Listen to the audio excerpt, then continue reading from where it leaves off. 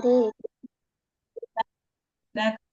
हरे हरे राम राम राम हरे हरे हरे कृष्ण कृष्ण हरे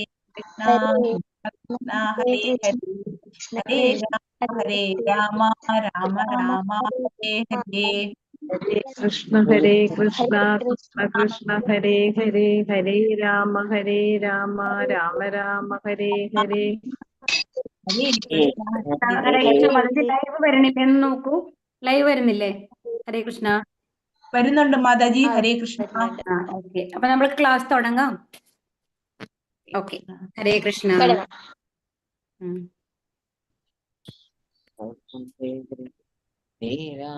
ഹരേ കൃഷ്ണ. हरे कृष्ण माता जी। हरे कृष्ण माताजी। ओम अज्ञानतिमिरान्धस्य ज्ञानाञ्जनशलाकया चक्षुरुन्मीलितं येन तस्मै श्रीगुरवे नमः। श्रीचैतन्यमनोभीष्टं स्थापितं येन भूतले स्वयं रूपा कदा मह्यं ददाति स्वपदान्तिकं। वन्देहं श्रीगुरो श्रीयुतपदकमलं श्रीगुरुं वैष्णवां च श्रीरूपं साग्रजातं सगणरघुनाथान्वितं तं सजीवं साद्वैतं सावधूतं परिजनसहितं श्रीकृष्णचैतन्यदेवं श्रीराधा कृष्णपादान् सगणललिता श्रीविशाखान्वितंश्च। हे कृष्णा करुणा सिन्धो दीनबन्धो जगत्पदे गोपेश गोपिका कान्ता राधा कान्ता नमोऽस्तुते। तप्त काञ्चन गौराङ्गी राधे वृन्दावनेश्वरी वृषभानुसुते देवी प्रणमामि हरिप्रिये।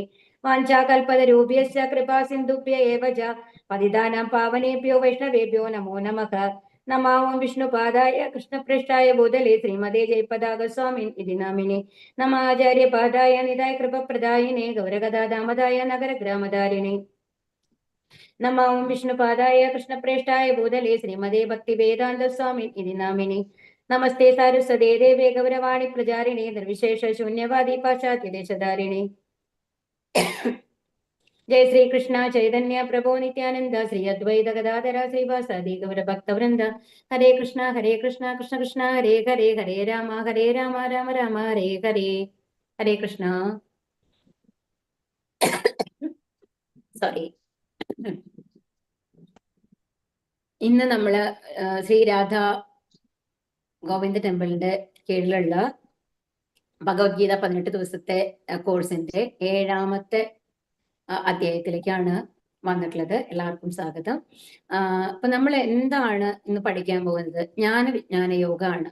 അപ്പൊ ഭഗവത്ഗീതയില് 18 അധ്യായങ്ങളാണുള്ളത്. നമ്മൾ പഠിച്ചു അല്ലെ? അതിൽ ആദ്യത്തെ 6 അധ്യായങ്ങളായിരുന്നു കർമ്മയോഗം എന്ന് പറയുന്നത്. ഇനി അടുത്ത 7ാമത്തെ അധ്യായം തൊട്ട് 12ാമത്തെ അധ്യായം വരെയാണ് ഭക്തിയോഗം എന്ന് പറയുന്നത്. അപ്പൊ അത് അടുത്ത സെക്ഷനാണ്. പക്ഷെ ഭഗവത്ഗീതയിലെ ഏറ്റവും പ്രധാനപ്പെട്ട യോഗം എന്ന് പറയുന്നത് ഭക്തിയോഗമായിട്ടാണ് ഭഗവാൻ നമ്മളോട് പറയുന്നത്. കാരണം ഭക്തിയുടെ സേവനങ്ങളിൽ കൂടി ഏറ്റവും ഈസി ആയിട്ട്, നമ്മൾ ഇതിനു മുമ്പത്തെ അധ്യായത്തിൽ കണ്ടു അല്ലെ, ഒരു എക്സലേറ്റർ ആണ് വെച്ചു കൊടുത്താണത്. അതായത് നാമജപം ചെയ്ത് ഭക്തിയുടെ സേവനം ചെയ്ത് ഭഗവാനിൽ എത്തുക എന്ന് പറയുന്നത് ഒരു ഏണിപ്പടി കയറി കഷ്ടപ്പെട്ട് പോകുന്നതിനേക്കാൾ വളരെ ഈസി ആയിട്ട് ഭഗവാനിലേക്ക് നേരിട്ട് എത്താം എന്നുള്ളതാണ് നമ്മൾ ഇതിനു മുമ്പത്തെ അധ്യായത്തിൽ കണ്ടത്. അപ്പൊ കർമ്മയോഗത്തില് ആദ്യത്തെ അധ്യായം എന്ന് പറയുന്നത് എന്തായിരുന്നു? അർജുന വിഷാദയോഗമായിരുന്നു. അർജുനന്റെ വിഷാദം, എന്തുകൊണ്ട് യുദ്ധം ചെയ്യാൻ പറ്റില്ല എന്നുള്ള അർജുനന്റെ സങ്കടങ്ങളാണ് അല്ലെ. അപ്പൊ അതിന് അർജുന, നീ സങ്കടപ്പെടേണ്ട ആവശ്യമില്ല എന്നുള്ളത് ഭഗവാൻ പറഞ്ഞു കൊടുക്കാണ്, ഒരു കൗൺസിലിംഗ് മാതിരി. അപ്പൊ അതിൽ ആദ്യത്തെ അധ്യായത്തില് അർജുനന്റെ വിഷാദം നമ്മൾ കണ്ടു. 2ാമത്തെ അധ്യായം എന്ന് പറയുന്നത് ഭഗവത്ഗീതയുടെ ഒരു സംഗ്രഹമായിരുന്നു. അതായത് അതായത് ഒരു ജ്ഞാനയോഗം, കർമ്മയോഗം, അഷ്ടാംഗ യോഗം എല്ലാത്തിനെ പറ്റിയിട്ടും 2ാമത്തെ അധ്യായത്തിൽ മെൻഷൻ ഉണ്ട്. വിസ്തരിച്ചിട്ടില്ല, പക്ഷെ എന്നാലും അതിൽ ഓരോ ശ്ലോകങ്ങളും അതിനെ ബന്ധപ്പെടുത്തിയിട്ടാണ് ഭഗവാൻ അതിൽ പറഞ്ഞിട്ടുണ്ടായിരുന്നത്. അപ്പൊ അതിൽ മെയിൻ ആയിട്ട് എന്താണ് പറഞ്ഞത്? നമ്മൾ ഈ ശരീരമല്ല, ആത്മാവാണ്. നമ്മൾക്ക് തോന്നുന്നത് ഈ പുറത്തുള്ള ശരീരമാണ് നമ്മുടെ ശരീരം എന്നാണ് എന്നല്ലേ. പക്ഷെ അങ്ങനെയല്ല. നമ്മളുടെ ഞാൻ എന്ന് പറയുന്നത് യഥാർത്ഥത്തില് ഒരു സ്ഥൂല ശരീരത്തിനുള്ളിൽ ഒരു സൂക്ഷ്മ ശരീരം ഉണ്ട്. നമ്മളുടെ സ്ഥൂല ശരീരം എന്ന് പറയുന്നതാണ് നമ്മുടെ പുറത്ത് കാണുന്നത്. ആ സൂക്ഷ്മ ശരീരത്തില് ജീവാത്മാവും പിന്നെന്താണ് അഹങ്കാരം, മിഥ്യാഹങ്കാരം എന്നാണ് പറയാ കേട്ടോ, ബുദ്ധി, മനസ്സ്, ഇത് മൂന്നും കൂടി ചേർന്നിട്ടുള്ളതാണ് നമ്മുടെ സൂക്ഷ്മ ശരീരം എന്ന് പറയുന്നത്. അപ്പൊ ആ സൂക്ഷ്മ ശരീരത്തിലുള്ള ജീവാത്മാവാണ് ശരിക്കും നമ്മൾ എന്ന് പറയുന്നത് എന്നുള്ളതാണ് ഭഗവാൻ പറഞ്ഞത് അല്ലെ. അത് കഴിഞ്ഞ് പിന്നെ കർമ്മയോഗം നമ്മൾ പഠിച്ചു. കർമ്മയോഗത്തിൽ എന്താണ് പറഞ്ഞത്? എന്താണ് സകാമകർമ്മം, നമ്മൾ നമ്മളുടെ ആഗ്രഹങ്ങൾക്കനുസരിച്ചുള്ള കർമ്മങ്ങൾ ചെയ്യും.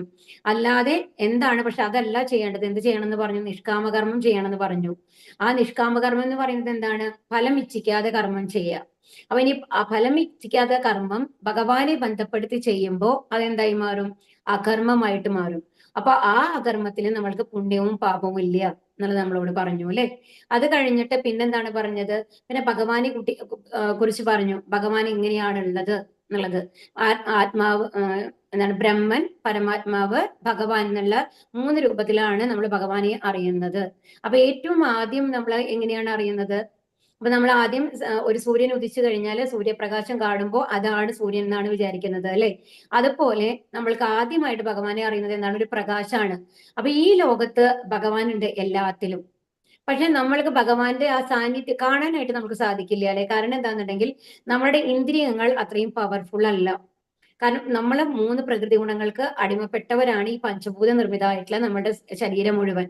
അതുകൊണ്ട് ഈ എന്താണ് അതിനും അതീതനായിട്ടുള്ള ഭഗവാനെ കുറിച്ച് മനസ്സിലാക്കാനായിട്ട് നമ്മൾ ഇന്നലത്തെ ക്ലാസ്സിൽ പറഞ്ഞു അല്ലെ, മഞ്ഞ കണ്ണട വെച്ച് കഴിഞ്ഞാൽ എല്ലാം മഞ്ഞയായിട്ട് കാണുന്നു. അപ്പോ ആ ഭഗവാനെ കുറിച്ച് അറിയാനായിട്ട് നമ്മൾക്ക് ബുദ്ധിമുട്ടാണ് നമ്മളുടെ ഈ ഇന്ദ്രിയങ്ങൾ വെച്ച്. അപ്പൊ അതാണ്. അപ്പൊ ആ ഒരു റിയലൈസേഷൻ എന്ന് പറയുന്നത് ഏറ്റവും ആദ്യമായിട്ട് നമ്മൾ മനസ്സിലാക്കുന്നത് എന്താണ്? ഭഗവാനെ ഒരു പ്രകാശമായിട്ടാണ്, ബ്രഹ്മജ്യോതിയായിട്ടാണ് മനസ്സിലാക്കുന്നത്. അതാണ് ആ കർമ്മയോഗം ചെയ്തിട്ട് വരുമ്പോ നമ്മൾ മനസ്സിലാക്കുന്നത് ആ ആദ്യത്തെ ഭാഗമായിട്ടാണ്. അതും കഴിഞ്ഞ് കുറച്ചും കൂടി നമ്മൾ ജ്ഞാനയോഗം ചെയ്ത് ഭഗവാനെ കുറിച്ച് അറിവ് സമ്പാദിക്കുമ്പോഴാണ് നമ്മൾ മനസ്സിലാക്കുന്നത് എന്തെന്ന്? എല്ലാവരുടെ മനസ്സിലും പരമാത്മാവായിട്ട്, ഹൃദയത്തിലും പരമാത്മാവായിട്ട് ഭഗവാനുണ്ട്. ആ ചതുർബാഹു, അത് 4 കൈകളുള്ള രൂപമുള്ള ഭഗവാന്റെ രൂപം നമ്മുടെ എല്ലാം ഹൃദയത്തിലുണ്ട്. അതാണ് പരമാത്മാ റിയലൈസേഷൻ എന്ന് പറയും. പരമാത്മാവായിട്ട് ഭഗവാനെ അറിയുന്നത്. അതും പൂർണ്ണമായ അറിവല്ല എന്ന് പറഞ്ഞു അല്ലെ. പൂർണ്ണമായിട്ടുള്ള അറിവ് എന്താണ്? എന്താണ്? ആ ഓടക്കുഴലൂതുന്ന ത്രിഭംഗ ശ്യാമസുന്ദര രൂപമായിട്ടുള്ള ഭഗവാനാണ് യഥാർത്ഥ ഭഗവാനായിട്ടുള്ളത് എന്ന് പറഞ്ഞു. അപ്പൊ ആ ഭഗവാനാണ് ഭക്തിയോഗത്തിൽ കൂടി നമ്മൾ അറിയുന്നത്.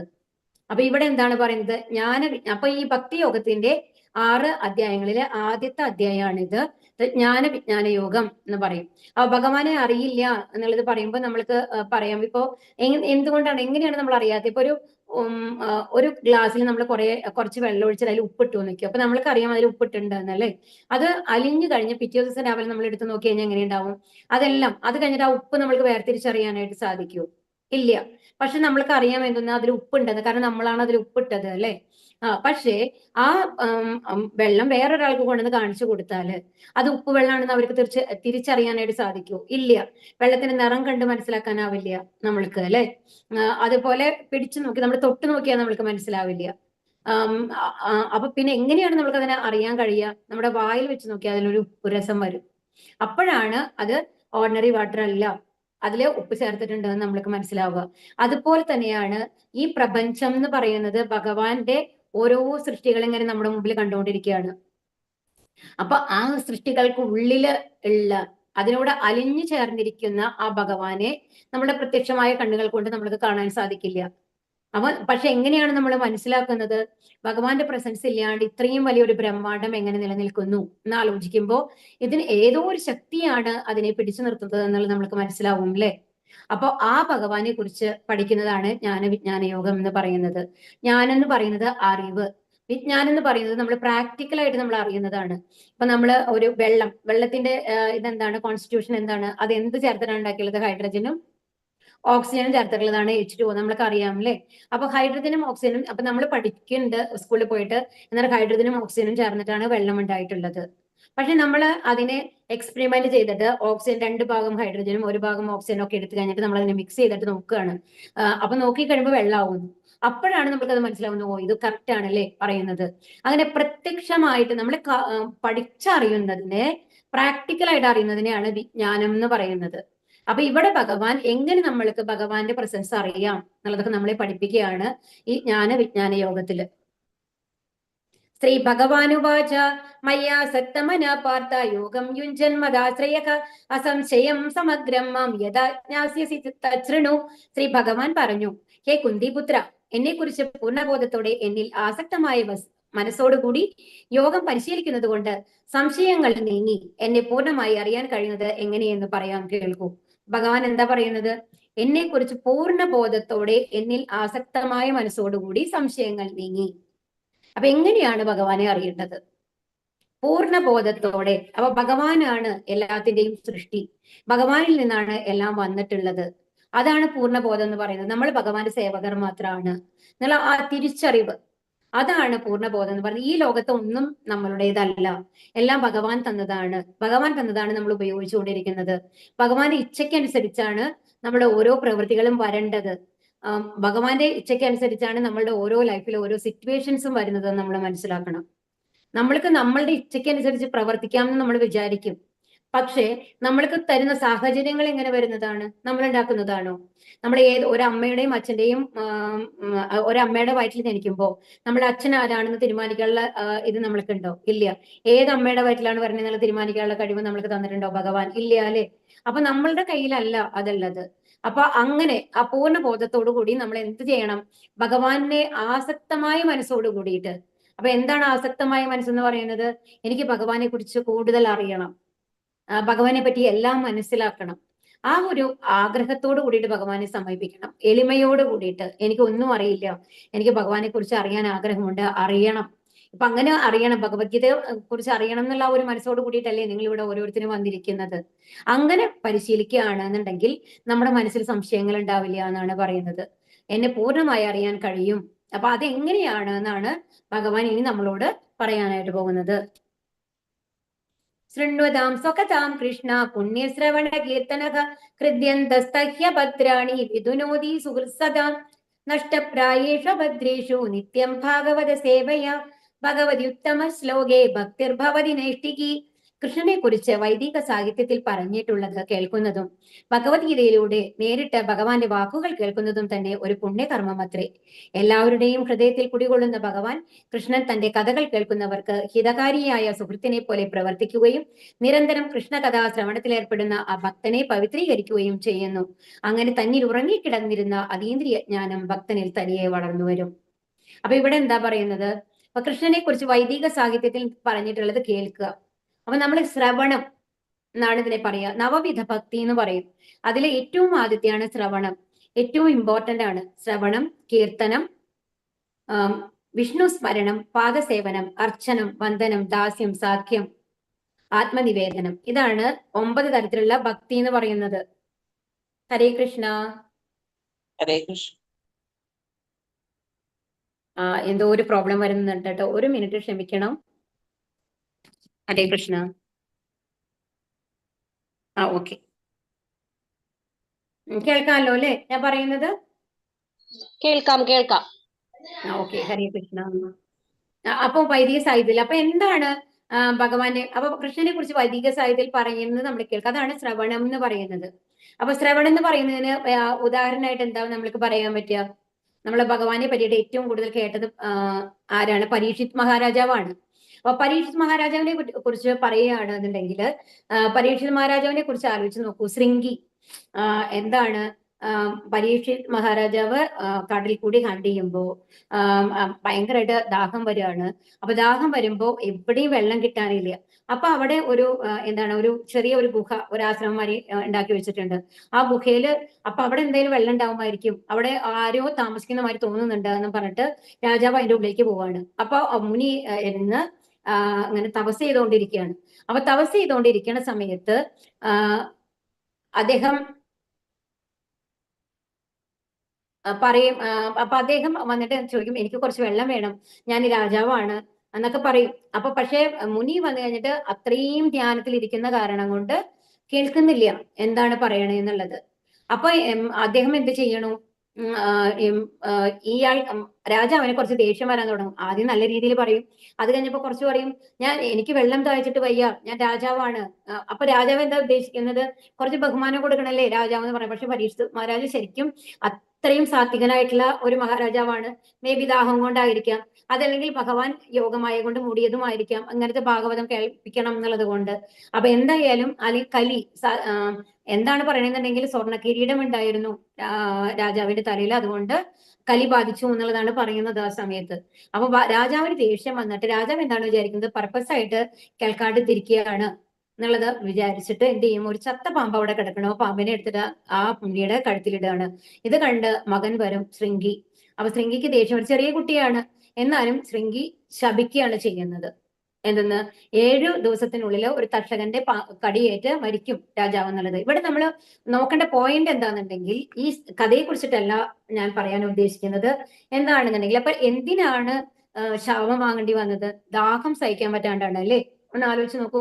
അത്രയധികം ദാഹിച്ചു, ദാഹം കൊണ്ടാണ് വന്നത്, കുടിക്കാൻ വെള്ളം കൊടുത്തില്ല എന്നുള്ളതാണ് രാജാവിന് കോപം വരാനുള്ള കാരണം. അത് കഴിഞ്ഞിട്ട് പിന്നെ എന്താ നടക്കുന്നത്? പിന്നെ വീടെല്ലാം വിട്ട് വന്ന് ഗംഗാതീരത്തിൽ നിന്ന് തപസ് ചെയ്യാനായിട്ട് ഇരിക്കുകയാണ്. മെഡിറ്റേഷൻ ചെയ്തിരിക്കാനിരിക്കുമ്പോ എന്താണ് ഊണും ഉറക്കവും എല്ലാം ഉപേക്ഷിച്ചിട്ടാണ് അവിടെ ഇരിക്കാനായിട്ട് തീരുമാനിക്കുന്നത്. അപ്പോഴാണ് സുഖദേവ് ഗോസ്വാമി വന്ന് ഈ ഭാഗവതം പറയുന്നത് അദ്ദേഹത്തിനോട്. ഈ 7 ദിവസം ഭാഗവതം കേട്ട് രാവിലെ തൊട്ട് വൈകുന്നേരം വരെ ഇരുന്നു, 24 മണിക്കൂർ അല്ലേ?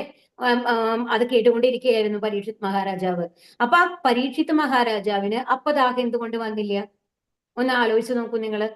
അതിനു മുമ്പ് ദാഹിച്ചിട്ടാണ് ഇത്രയും ഒരു സീൻ ഉണ്ടായിട്ടാണ് ഈ ഒരു സംഭവം തന്നെ നടക്കുന്നത്, ഈ ശാപം തന്നെ നടക്കുന്നത്. അത് കഴിഞ്ഞിട്ട് അടുത്ത ദിവസം തൊട്ട് 7 ദിവസം വരയ്ക്കും വിശപ്പും ദാഹവും ഒന്നും ഇല്ലാണ്ട് കഥ കേട്ടിട്ടുണ്ട് അല്ലേ പരീക്ഷിത് മഹാരാജാവ്? അപ്പൊ എന്താണ് പറയുന്നത്? അപ്പൊ ഭഗവാന്റെ കഥ കേൾക്കുമ്പോ, ഭഗവാനെ കുറിച്ച് അറിയാനായിട്ട് ആഗ്രഹിക്കുമ്പോൾ നമ്മള് കുറച്ചും കൂടി എന്താ പറയാ, നമ്മുടെ ഉള്ളിലെ വിശപ്പും ദാഹവും ഒക്കെ മാറിക്കഴിഞ്ഞിട്ട് ഭഗവാനോട് കൂടുതൽ അടുക്കുകയാണ് ചെയ്യുന്നത്. അത് അപ്പൊ നമ്മൾക്ക് നമ്മുടെ ഭൗതിക ആഗ്രഹങ്ങൾ കുറയും എന്നുള്ളത് കാണിക്കുകയാണ് അവിടെ ചെയ്യുന്നത് അല്ലെ? ഭാഗവതം കേട്ട് കഴിഞ്ഞാൽ വേറെ ഒന്നും കേൾക്കണ്ട. അപ്പൊ കൂടുതൽ നല്ലൊരു ടേസ്റ്റ്, രുചി നമ്മൾക്ക് കിട്ടുമ്പോൾ അതിന്റെ മറ്റുള്ള രുചികളൊക്കെ നമ്മൾ മറന്നു പോകും എന്നുള്ളതാണ് പറയുന്നത്. അപ്പൊ എല്ലാവരുടെയും ഹൃദയത്തിൽ കുടികൊള്ളുന്ന ഭഗവാൻ കൃഷ്ണൻ തന്റെ കഥകൾ കേൾക്കുന്നവർക്ക്, അങ്ങനെ കഥ കേൾക്കുന്ന ആൾക്കാർക്ക് ഭഗവാൻ എന്ത് ചെയ്യും? ഹിതകാരിയായ സുഹൃത്തിനെ പോലെ പ്രവർത്തിക്കും എന്നാണ് പറയുന്നത്. ഒരു ഉത്തമ സുഹൃത്തായിട്ട് മാറും.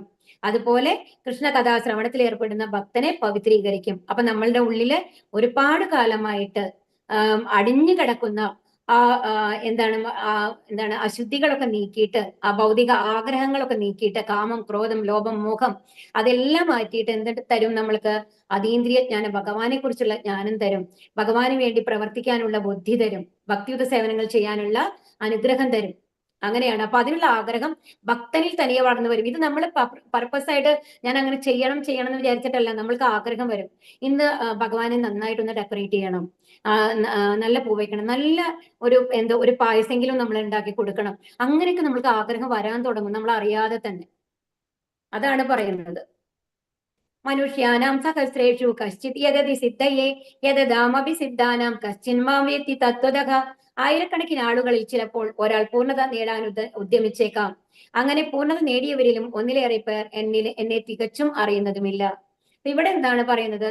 ഒരുപാട് പേര് ഭഗവാനെ അറിയാനായിട്ട് ശ്രമിക്കും അല്ലെ? അതായത് ഒരുപാട് പേര് വരും, പക്ഷെ അത് പൂർണ്ണത എത്തുന്നത് വളരെ കുറച്ച് പേർക്കാണ് വരുള്ളൂ എന്ന് ആണ് പറയുന്നത്. കാരണം അത് അത്ര എളുപ്പമല്ല ഭഗവാനെ അറിയാന്ന് പറയുന്നത്. അപ്പൊ ഇവിടെ ചിലവരാണെന്നുണ്ടെങ്കിലോ അതിന് ശ്രമിച്ചാൽ പോലും ഒന്നും അറിയാത്ത ലെവലിൽ പോകും. കാരണം അതിനുള്ള ശ്രമം അത്രയ്ക്കേ ചെയ്യുന്നുണ്ടാവുള്ളൂ. അപ്പൊ ഇവിടെ മാരത്തോണാണ് കാണിക്കുന്നത് അല്ലെ? ഒരു മാരത്തോൺ വരുമ്പോൾ അവസാനം എത്തുന്നത് കുറച്ച് പേര്, വളരെ കുറച്ച് പേരാണ് അവസാനത്തെ ഒരു ഘട്ടത്തിലേക്ക് എത്തുക. കുറച്ച് പേര് എന്തുണ്ടാവാം, ഇടയിൽ വെച്ച് വിട്ടുപോകും. അതുപോലെ കുറച്ച് പേര് വളരെ കഷ്ടപ്പെട്ട് അവസാനിപ്പിക്കണല്ലോ എന്ന് വിചാരിച്ചിട്ട് നമ്മൾ എത്തും, അവസാനത്തിൽ എല്ലാം എത്തും. പക്ഷെ അതുപോലെ തന്നെയാണ് ഇപ്പൊ നമ്മളുടെ ക്ലാസ്സിൽ എത്ര പേരാണ് അല്ലെ ക്ലാസ് അറ്റൻഡ് ചെയ്യാനായിട്ട് നമ്മൾ രജിസ്റ്റർ ചെയ്തിട്ടുണ്ടാവുക? അവർ പൂർണ്ണമായിട്ട് എല്ലാവരും ഇവിടെ വന്നു എന്ന് നമ്മൾക്ക് പറയാനായിട്ട് സാധിക്കില്ല. അത് എന്തുകൊണ്ടാണ്? അവർക്ക് അത് കേൾക്കാനുള്ള ഒരു ഇപ്പൊ ഇവിടെ വന്നിരിക്കുന്ന ഓരോരുത്തരും ഭഗവത്ഗീത കേൾക്കണമെന്ന് വിചാരിക്കുന്നുണ്ട് എന്നും പറഞ്ഞിട്ട് നമ്മൾ രജിസ്റ്റർ ചെയ്ത് കഴിഞ്ഞാലും അത് അറ്റൻഡ് ചെയ്യാനുള്ള ഭാഗ്യം എല്ലാവർക്കും കിട്ടണമെന്നില്ല. അതിന് ഭഗവാന്റെ ഒരു അനുഗ്രഹം വേണം. അപ്പൊ പല കാരണങ്ങൾ കൊണ്ടായിരിക്കാം, നമ്മളുടെ അശ്രദ്ധ കൊണ്ടാവാം, അല്ലാന്നുണ്ടെങ്കിൽ ചിലപ്പോൾ നമ്മൾക്ക് ജോലിക്ക് പോണ ആൾക്കാർ രജിസ്റ്റർ ചെയ്ത് നോക്കാന്ന് വിചാരിക്കും, ചിലപ്പോൾ സാധിക്കുന്നുണ്ടാവില്ല. അല്ലാന്നുണ്ടെങ്കിൽ ഏതെങ്കിലും അവിചാരിതമായിട്ട് എന്തെങ്കിലും സംഭവങ്ങൾ നമ്മുടെ വീട്ടിൽ നടന്നിട്ടുണ്ടാവാം. അങ്ങനെയൊക്കെ അതിൽ അറ്റൻഡ് ചെയ്യാൻ പറ്റാത്ത ഒരുപാട് ആൾക്കാരുണ്ടാവും അല്ലെ? അപ്പൊ അതാണ് പറയുന്നത്. ഇപ്പൊ ഭഗവത്ഗീത പഠനത്തിന് വരുന്ന എല്ലാവരും ഇപ്പൊ ഇത് 18 ദിവസം നമ്മൾ കംപ്ലീറ്റ് ചെയ്യണമെന്നുള്ള ആ ഒരു പൂർണ്ണ മനസ്സോടുകൂടി ഭഗവാനോട് ആഗ്രഹത്തോടു കൂടി പ്രാർത്ഥിച്ചാലാണ് നിങ്ങൾക്ക് അത് കംപ്ലീറ്റ് ചെയ്യാൻ സാധിക്കുള്ളൂ. അത് കഴിഞ്ഞ് 18 ദിവസം കഴിഞ്ഞാൽ ഇനി ലെവൽ 2 ഉണ്ട്, കുറച്ചും കൂടി ഡീപ്പായിട്ട് ഭഗവത്ഗീത പഠിക്കാനുണ്ട്. അതിൽ എത്ര പേരുണ്ടാവും? ഇവിടെ വന്നിരിക്കുന്ന എല്ലാവരും വരുമോ? വരണം എന്നാണ് നമ്മുടെ ആഗ്രഹം. ഭഗവാൻ അനുഗ്രഹം എല്ലാവർക്കും ഉണ്ടാവട്ടെ. അപ്പൊ അങ്ങനെ വന്ന് അത് ഫിൽറ്റർ ചെയ്ത് ഏറ്റവും അവസാനം ഭഗവാനെ കുറിച്ച് പൂർണ്ണമായിട്ടും അറിയാവുന്ന ഒരു അവസ്ഥയിൽ എത്തുന്ന ആൾക്കാർ വളരെ കുറവായിരിക്കും എന്നുള്ളതാണ് ഇവിടെ പറയുന്നത്. ഈശ്വരഃ പരമഃ കൃഷ്ണഃ സച്ചിദാനന്ദ വിഗ്രഹഃ അനാദിരാതിർ ഗോവിന്ദ സർവകാരണ കാരണം. കൃഷ്ണനാണ് പരംപുരുഷനായ ഭഗവാൻ. സർവകാരണങ്ങൾക്കും കാരണഭൂതനും ആദിപുമാനായ ഗോവിന്ദനും അദ്ദേഹം തന്നെ. ഭക്തിയില്ലാത്തവർക്ക് അദ്ദേഹത്തെ മനസ്സിലാക്കാൻ വളരെ പ്രയാസമാണ്. ഭക്തിയുടെ സേവനത്തിന്റെ വഴി എത്രയും എളുപ്പമുള്ളതെന്ന് അവർ ഉദ്ഘോഷിക്കും. ഇത് അഭക്തന്മാർക്ക് പരിശീലിക്കാൻ കഴിയുകയില്ല. ഭക്തിമാർഗം ഇത്രയും നിഷ്പ്രയാസമാണെങ്കിൽ അവർ എന്തിന് വിഷമമുള്ള വഴിക്ക് നീങ്ങുന്നു? അപ്പൊ ഇവിടെ എന്താ പറയുന്നത്? കൃഷ്ണ പരമപുരുഷനായിട്ടുള്ള ഭഗവാൻ എന്ന് പറയുന്നത് കൃഷ്ണനാണ്. എല്ലാ കാരണങ്ങൾക്കും കാരണം ഭഗവാന് മേലെ വേറൊരു കാരണമില്ല. നമ്മൾക്ക് ഓരോ കാര്യങ്ങൾ സംഭവിക്കണേനും എന്തെങ്കിലും ഒരു കാരണം ഉണ്ടാവും അല്ലേ? ഇപ്പൊ ഒന്നും വേണ്ട. അപ്പൊ നമ്മൾ രാവിലെ നേരത്തെ എണീക്കാൻ എന്ന് വിചാരിക്കുന്നു. ചില സമയം നമ്മളെ ദേഹം ഒരുപാട് ടയേർഡ് ആണെന്നുണ്ടെങ്കിൽ നമ്മൾ ഉറങ്ങിപ്പോകും. അപ്പൊ നമ്മൾക്ക് ഓരോ കാര്യങ്ങൾക്ക് നമ്മൾ നോക്കിക്കഴിഞ്ഞു കഴിഞ്ഞാല് ഒരു ഒന്ന് സംഭവിക്കുന്നതിന് ഒരു കാരണമുണ്ട്. അപ്പൊ അതിൽ എല്ലാ കാരണങ്ങളും നോക്കി കഴിഞ്ഞാലും അതിന്റെ ഏറ്റവും പരമമായ കാരണം ആരാണ്? ഭഗവാനാണ്. കാരണം ഭഗവാനാണ് എല്ലാവരെയും സൃഷ്ടിച്ചിട്ടുള്ളത്. ഭഗവാന്റെ ാണ് നമ്മൾക്ക് ഈ പഞ്ചഭൂതമായിട്ടുള്ള ശരീരങ്ങൾ തന്നിട്ടുള്ളത്. ഈ ത്രിഗുണങ്ങളുടെ ഇതും നമ്മൾക്ക് തന്നിട്ടുള്ളത് ആരാണ്? ഭഗവാനാണ്. അപ്പൊ അതിനനുസരിച്ചാണ്. പക്ഷെ നമ്മളുടെ കർമ്മങ്ങൾക്ക് അനുസരിച്ചിട്ടാണ് ഇത് ത്രിഗുണങ്ങൾ നമ്മൾക്ക് വരുന്നത്. അത് വേറെ കാര്യം. ബട്ട് എല്ലാത്തിന്റെയും കൺട്രോള്. അപ്പൊ നമ്മളുടെ കർമ്മങ്ങൾക്ക് അനുസരിച്ച് ഏത് ശരീരമാണ് നമ്മൾക്ക് ഈ ജന്മത്തിൽ വരേണ്ടതെന്ന് തീരുമാനിച്ചത് ആരാണ്? ഭഗവാനാണ്. അപ്പൊ എല്ലാത്തിന്റെ കാരണവും കാരണത്തിന്റെ കാരണഭൂതനും എല്ലാം ഭഗവാൻ തന്നെയാണ്. അപ്പൊ ഭക്തി ഇല്ലാത്ത ആൾക്കാർക്ക് അവരെ മനസ്സിലാക്കാനായിട്ട് വളരെ പ്രയാസമാണ്. അപ്പൊ നമ്മളെ ഭഗവാനെ മനസ്സിലാക്കുക എന്ന് പറയുന്നത് അത്ര എളുപ്പമല്ല. ഇപ്പൊ നമ്മൾ 3 പ്രമാണങ്ങളുണ്ട് ശരിക്കും പറഞ്ഞാല്. എന്താണ്? പ്രത്യക്ഷ പ്രമാണം, അനുമാന പ്രമാണം, ശബ്ദ പ്രമാണം. അതിൽ പ്രത്യക്ഷ പ്രമാണം എന്ന് പറയുന്നത് നമ്മൾ കണ്ടിട്ട് മനസ്സിലാക്കുക. ഭഗവാനെ കണ്ടിട്ട് മനസ്സിലാക്കാനായിട്ട് സാധിക്കില്ല. നമ്മൾ ഓൾറെഡി പറഞ്ഞു കഴിഞ്ഞു അല്ലെ? ഉപ്പുവെള്ളത്തില് അലിഞ്ഞ പോലെ എല്ലാത്തിലും ഭഗവാൻ ഉണ്ട്. എല്ലാവരിലും ഭഗവാൻ ഉണ്ട്. പക്ഷെ അതിന്റെ സാന്നിധ്യമാണ് നമ്മൾ അറിയുന്നത് എങ്ങനെ? അതിന്റെ പ്രഭാവം കൊണ്ട് ആണ് നമ്മൾക്ക് ഭഗവാനെ അറിയുന്നത്.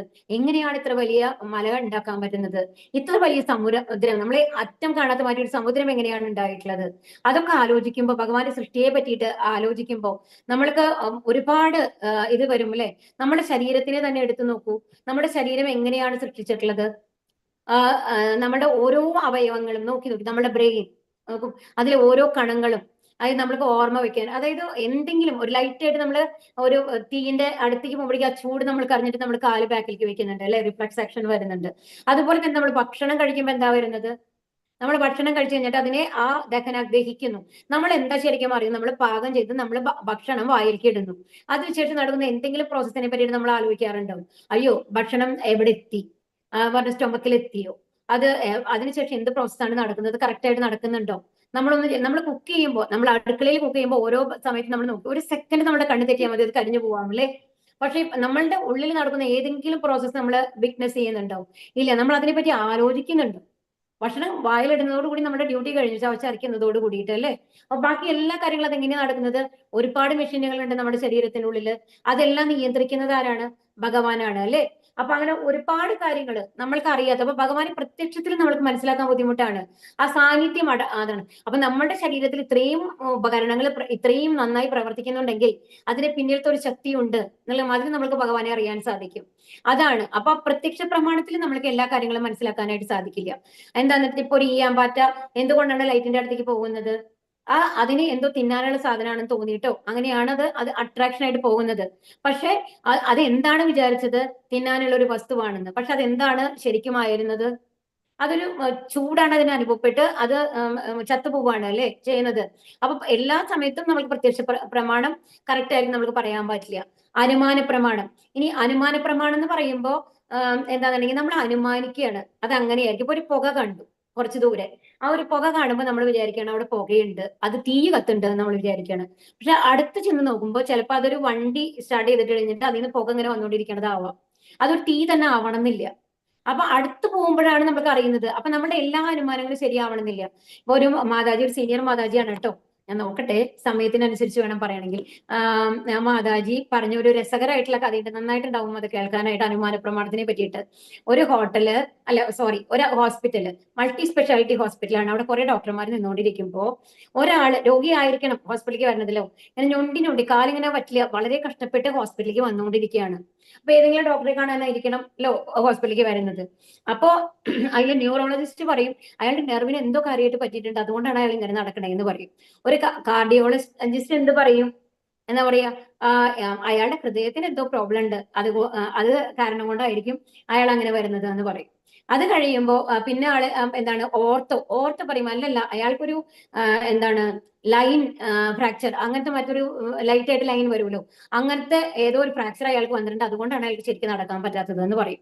അപ്പൊ നാലാമത്തെ ആള് പറയും ഞാനിന്ന് പോയി ചോദിക്കട്ടെ അയാൾക്ക് എന്താ ശരിക്കും പ്രോബ്ലം എന്ന്. അപ്പോൾ അയാൾ വന്നു കഴിഞ്ഞിട്ട് ഇയാളോട് ചോദിക്കും എന്താണ് നിങ്ങളുടെ പ്രോബ്ലം എന്ന് പറയുമ്പോൾ അയാൾ പറയും എന്റെ ചെരുപ്പിന്റെ സ്ട്രാപ്പ് പൊട്ടി, എനിക്ക് കറക്റ്റ് ആയിട്ട് നടക്കാൻ പറ്റണില്ല എന്ന്. എത്ര രസകരമായിട്ടുള്ള സ്റ്റോറിയാണെന്ന് ആലോചിച്ച് നോക്കൂ. അപ്പൊ ഓരോരുത്തരും അനുമാനിച്ചത് എന്താണ്, അവരെന്താണ് പഠിച്ചത് അതിനെ ബേസ് ചെയ്തിട്ടാണ്. അപ്പൊ അനുമാനങ്ങൾ എപ്പോഴും ശരിയായിരിക്കണം എന്നില്ല. ഇനി ഇവിടെ വരുന്നത് പക്ഷേ നമ്മുടെ സ്ക്രിപ്ചർ എന്ന് പറയുന്നത് എത്രയോ വർഷം മുമ്പാണ്, 5000 വർഷങ്ങൾക്ക് മുമ്പ് ഭഗവത്ഗീത എഴുതിയില്ലേ. ഭഗവാനെ കുറിച്ച് നമ്മൾക്ക് എങ്ങനെയാണ് മനസ്സിലാക്കാൻ സാധിക്കുക, എപ്പോഴാണ് നമ്മുടെ ഭൗതിക സൃഷ്ടി നടന്നത് നമുക്ക് പറയാൻ പറ്റില്ല. അതുപോലെ തന്നെ നമ്മുടെ ആത്മാവ് വന്നു കഴിഞ്ഞിട്ട് ജനിച്ചിട്ടില്ല, അത് മാറിക്കൊണ്ടിരിക്കുന്നു എന്നുള്ളതാണ്. പക്ഷെ ഏറ്റവും ആദ്യത്തെ ഉത്ഭവം എവിടെയെന്ന് നമുക്ക് കണ്ടുപിടിക്കാൻ പറ്റില്ല അല്ലെ. അപ്പൊ അത് വളരെ പ്രയാസമുള്ള കാര്യമാണ്. അപ്പൊ എങ്ങനെയാണ് നമ്മളത് മനസ്സിലാക്കുന്നത്? ഒരു അമ്മ പറയാണ് കുട്ടിയുടെ അടുത്ത്, അവർ അച്ഛൻ ആരാണെന്ന് ചോദിക്കുമ്പോൾ ഇതാണ് അച്ഛൻ എന്ന് പറയുമ്പോൾ നമ്മളത് പൂർണ്ണമായിട്ടും വിശ്വസിക്കുന്നത്. എന്തുകൊണ്ടാണ്? അമ്മയാണ് നമ്മളോട് നുണ പറയില്ല, എന്റെ അമ്മയാണ് എന്നോട് നുണ പറയില്ല. രണ്ടാമത് അമ്മ ഏറ്റവും അടുത്തിടപഴകുന്നത് അച്ഛനോടാണ്. അപ്പൊ അതുകൊണ്ട് നമ്മൾ വിശ്വസിക്കുന്നു അമ്മ പറയുന്നത് അല്ലെ. അതുപോലെ തന്നെയാണ്. അപ്പൊ ഇവിടെ എന്താണ് ഭഗവാൻ പറയണത്? ഭഗവാൻ നമ്മളോട് എന്താ പറഞ്ഞെന്നുണ്ടെങ്കിൽ ഭഗവാൻ നമ്മൾക്ക് പറഞ്ഞു തരികയാണ് ഭഗവാന്റെ ഓരോ ഫീച്ചേഴ്സ്. അപ്പൊ അത് നമ്മൾ ശബ്ദ പ്രമാണത്തിൽ കൂടെയാണ് നമ്മൾ അറിയുന്നത്. കാരണം ഒരാളോട് പറഞ്ഞ് പരമ്പരയായിട്ടാണ് നമ്മളിലേക്ക് എത്തുന്നത്.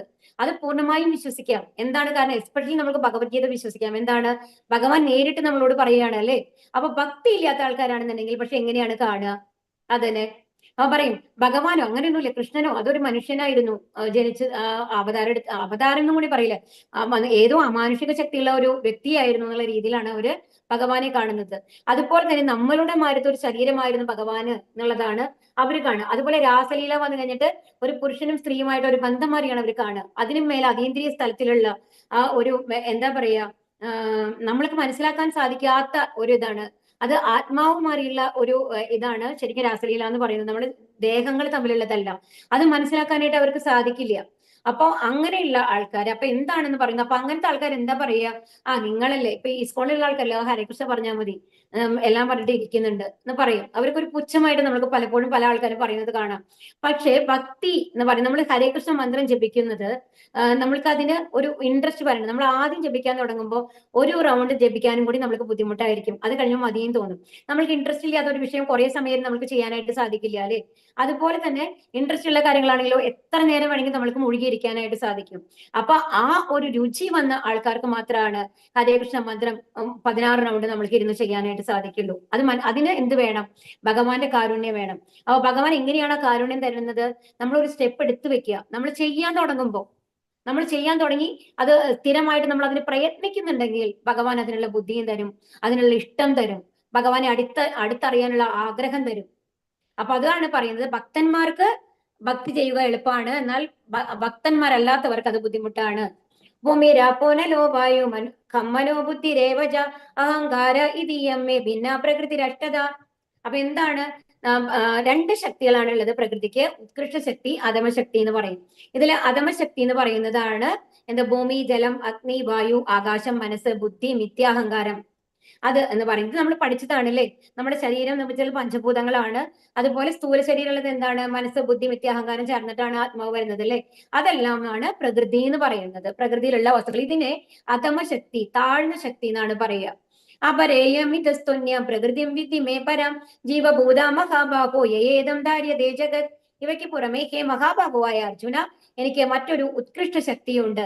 ഈ താഴ്ന്ന തരം ഭൗതിക പ്രകൃതിയുടെ വിഭവങ്ങളെ ചൂഷണം ചെയ്യുന്ന ജീവഗണങ്ങളാണത്. അപ്പോ ഇതില് എന്താ പറയുന്നത് എന്നുണ്ടെങ്കിൽ, ഒരു നിമിഷം. ഓക്കെ, അപ്പൊ ഇവിടെ എന്താ പറയുന്നത് എന്നുണ്ടെങ്കിൽ നമ്മൾ, അതായത് ഇവിടെയുള്ള 84 ലക്ഷം ജീവിഗണങ്ങൾ എന്ന് പറയുന്നത് ഭഗവാന്റെ ഉത്കൃഷ്ട ശക്തിയാണ്. അപ്പൊ നമ്മൾക്കാണ് ചിന്തിക്കാനുള്ള കഴിവുള്ളത് അല്ലെ.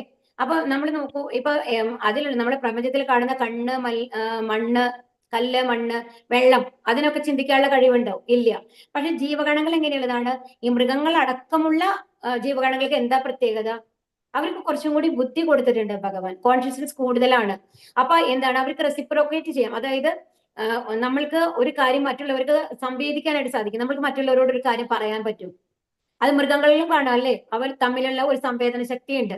ദേഷ്യം വന്നു കഴിഞ്ഞാൽ അവർ തല്ലുകൂടും, എല്ലാ കാര്യങ്ങളും. അപ്പൊ അങ്ങനെ ജീവിക്കുന്ന ജീവനുള്ള ജീവിവർഗങ്ങൾ മുഴുവനും എന്തിലാണ്? ഭഗവാന്റെ ഉത്കൃഷ്ട ശക്തി എന്നാണ് അതിനെ പറയുക. പക്ഷെ പ്രകൃതി എന്ന് പറയുന്നത് അധമശക്തിയാണ്. അപ്പൊ ഈ പ്രകൃതി സൃഷ്ടിച്ചിട്ടുള്ളത് ആരാണ്? ഈ പ്രപഞ്ചം സൃഷ്ടിച്ചിട്ടുള്ളത് ചുരുക്കമായിട്ട് പറയാട്ടോ, വിഷ്ണു രൂപങ്ങളാണ്. 3 വിഷ്ണു രൂപങ്ങളാണുള്ളത്. ഗർഭോദകസായി വിഷ്ണു, ഫസ്റ്റ് വരുന്നത് കാരണോദക സായി വിഷ്ണു ആണ്. കാരണോദക സായി വിഷ്ണു, ഗർഭോദക സായി വിഷ്ണു, ക്ഷീരോദക സായി വിഷ്ണു. അപ്പൊ അതില് കാരണോദക സായി വിഷ്ണു എന്ന് പറയുന്ന മഹാവിഷ്ണു എന്ന് നമ്മൾ പറയും സാധാരണ ആത്മീയ ആകാശത്തില്. അപ്പൊ ഒരു വലിയ ഈ പ്രപഞ്ചത്തിനെ മുഴുവൻ ഒരു ഗോളാകൃതിയിലുള്ള ഒരു ഇതായിട്ട് നമ്മൾ സങ്കല്പിച്ച് നോക്കൂ. ഈ പ്രപഞ്ചമല്ല, ഈ ഫുൾ ഭഗവാൻ സൃഷ്ടിച്ചത് എല്ലാത്തിനും. അപ്പൊ അതില് ഒരു ആത്മീയ ആകാശം എന്ന് പറയും. അതിന്റെ ഒരു കാൽ ഭാഗം മാത്രമാണ് നമ്മൾ ഈ ഭൗതിക ലോകം എന്ന് പറയുന്നത്. നമ്മുടെ ഗാലക്സി എന്നൊക്കെ ചേർന്നിട്ടുള്ള ഭൗതിക ലോകം ഉണ്ടല്ലോ, അതെന്ന് പറയുന്നത് എന്താണ്? ഒരു കാൽഭാഗമേ ഉള്ളൂ. അപ്പൊ ആ ഭാഗത്തിന്റെ സൃഷ്ടിയെ പറ്റിയിട്ടാണ് നമ്മൾ ഇവിടെ പറയുന്നത്, ഭൗതിക ലോകത്തിനെ പറ്റി. ആത്മീയ ലോകം അല്ല. അപ്പൊ ഭൗതിക ലോകത്തിന്റെ സൃഷ്ടിയെ പറ്റിയിട്ടാണ് പറയുന്നത്. 3 പുരുഷാവതാരങ്ങൾ എന്നാണ് പറയുക, അതിൽ നിന്നാണ് വന്നിട്ടുള്ളത്. അപ്പൊ കാരണോദക സായി വിഷ്ണു, അപ്പൊ കാരണ ഉദക സായി വിഷ്ണു എന്നാണ്. അപ്പൊ കാരണ ഓഷ്യൻ എന്ന് പറഞ്ഞ ഒരു സമുദ്രത്തിലാണ് കാരണോദക സായി വിഷ്ണു ശയിക്കുന്നത്. അപ്പൊ അതെന്ന് പറയുന്നത് ആത്മീയ ആകാശത്തിലാണ്, ഭൗതിക ആകാശത്തിന്റെ പുറത്താണ് ഉള്ളത്. അപ്പൊ അതിൽ നിന്ന് എന്നിട്ട് കാരണോദക സായിയുടെ ഓരോ ശ്വാസോച്ഛ്വാസം ചെയ്യുമ്പോൾ ശ്വാസം പുറത്തേക്ക് വിടില്ലേ, ഉച്ഛ്വസിക്കുമല്ലോ. അപ്പൊ ആ സമയത്ത് രോമകൂപങ്ങളിൽ നിന്നാണ് ഒരുപാട് ലക്ഷക്കണക്കിന് പ്രപഞ്ചങ്ങൾ വന്നുകൊണ്ടിരിക്കും. അപ്പൊ ആ ലക്ഷക്കണക്കിന് ഒരു പ്രപഞ്ചം, ആ ഒരു പ്രപഞ്ചത്തിനെ കുറിച്ചിട്ട് നമ്മൾ ആലോചിക്കുകയാണെങ്കിൽ ആ പ്രപഞ്ചത്തിന്റെ ഉള്ളിലേക്ക് എന്നിട്ട് എന്ത് ചെയ്യും? ഈ കാരണോദക സായി വിഷ്ണുവിന്റെ വിസ്തരണമായിട്ടുള്ള ഗർഭോദക സായി വിഷ്ണു ഉള്ളിലേക്ക് വരും. അവിടെ എന്നിട്ട് എന്തുണ്ട് ചെയ്യും? അവിടെ ഇരുട്ടായിരിക്കും, അവിടെ വെളിച്ചമൊന്നുമില്ല. ആത്മീയ ആകാശം ഫുൾ വെളിച്ചാണ്, ഭഗവാന്റെ പ്രകാശമാണ്, ബ്രഹ്മജ്യോതി. അപ്പൊ ഇവിടെ വന്നിട്ട് ഇരുട്ടാണ്. അപ്പൊ അവിടെ എന്താ ചെയ്യാന്നുണ്ടെങ്കിൽ ഗർഭോദക സായി വിഷ്ണു ആ പ്രപഞ്ചത്തിന്റെ ഉള്ളിൽ മുഴുവൻ ജലം നിറയ്ക്കും. പകുതിയോളം ജലം നിറച്ചിട്ട് ആ വെള്ളത്തിലാണ് കിടക്കുന്നത്. അപ്പൊ ഗർഭോദക ഓഷ്യനാണ് അത്. അപ്പൊ ആ ഓഷ്യനിൽ കിടക്കുന്ന ഗർഭോദക സായിയുടെ നാഭിയിൽ നിന്നാണ്, പൊക്കിൾക്കുടിയിൽ നിന്നാണ് ബ്രഹ്മാവ് വന്നിട്ടുള്ളത്.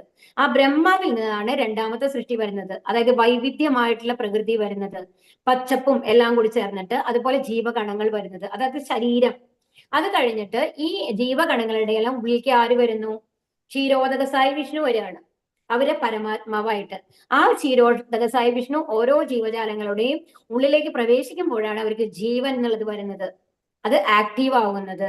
ഇതാണ് ആ പ്രകൃതിയുടെ സൃഷ്ടി എന്ന് പറയുന്നത്. ഇത് ഡീപ്പായിട്ട് ഇനി അടുത്ത ചാപ്റ്ററുകളിൽ വരും കേട്ടോ, അത് മനസ്സിലാക്കാൻ വേണ്ടി പറഞ്ഞതാണ്. അപ്പൊ ഇതിൽ നമ്മൾ എന്താണ് മനസ്സിലാക്കേണ്ടത്? 3 വിഷ്ണു രൂപങ്ങൾ എന്ന് പറഞ്ഞാല് കാരണോദക സായി വിഷ്ണു, ഗർഭോദക സായി വിഷ്ണു, ക്ഷീരോദക സായി വിഷ്ണു. പ്രപഞ്ചങ്ങൾ ഉണ്ടാക്കിയത് കാരണോദക സായി വിഷ്ണു, രോമകൂപങ്ങളിൽ നിന്നാണ് വരുന്നത്. അത് കഴിഞ്ഞ് വൈവിധ്യമാർന്ന പ്രകൃതി സൃഷ്ടിക്കുന്നത്, അതോടൊപ്പം ജീവജാലങ്ങളുടെ ശരീരം എന്ന് പറയല്ലോ, അത് ഉണ്ടാക്കുന്നത് ആരാണ്? ബ്രഹ്മാവിൽ നിന്ന് സെക്കൻഡറി സൃഷ്ടിയാണ്. അപ്പൊ അത് നമ്മൾ ഗർഭോദക സായി വിഷ്ണുവിന്റെ ഇതിലാണ് അത് വരുന്നത്. ഇനി മൂന്നാമത് നമ്മുടെ പരമാത്മാവായിട്ട് ഭഗവാൻ ഉള്ളിലേക്ക് വരുന്നത് ക്ഷീരോദക സായി വിഷ്ണുവാണ്. ഇനി അപരേയമിത സ്തുന്യം, ഇത് പറഞ്ഞു അല്ലെ നമ്മള്.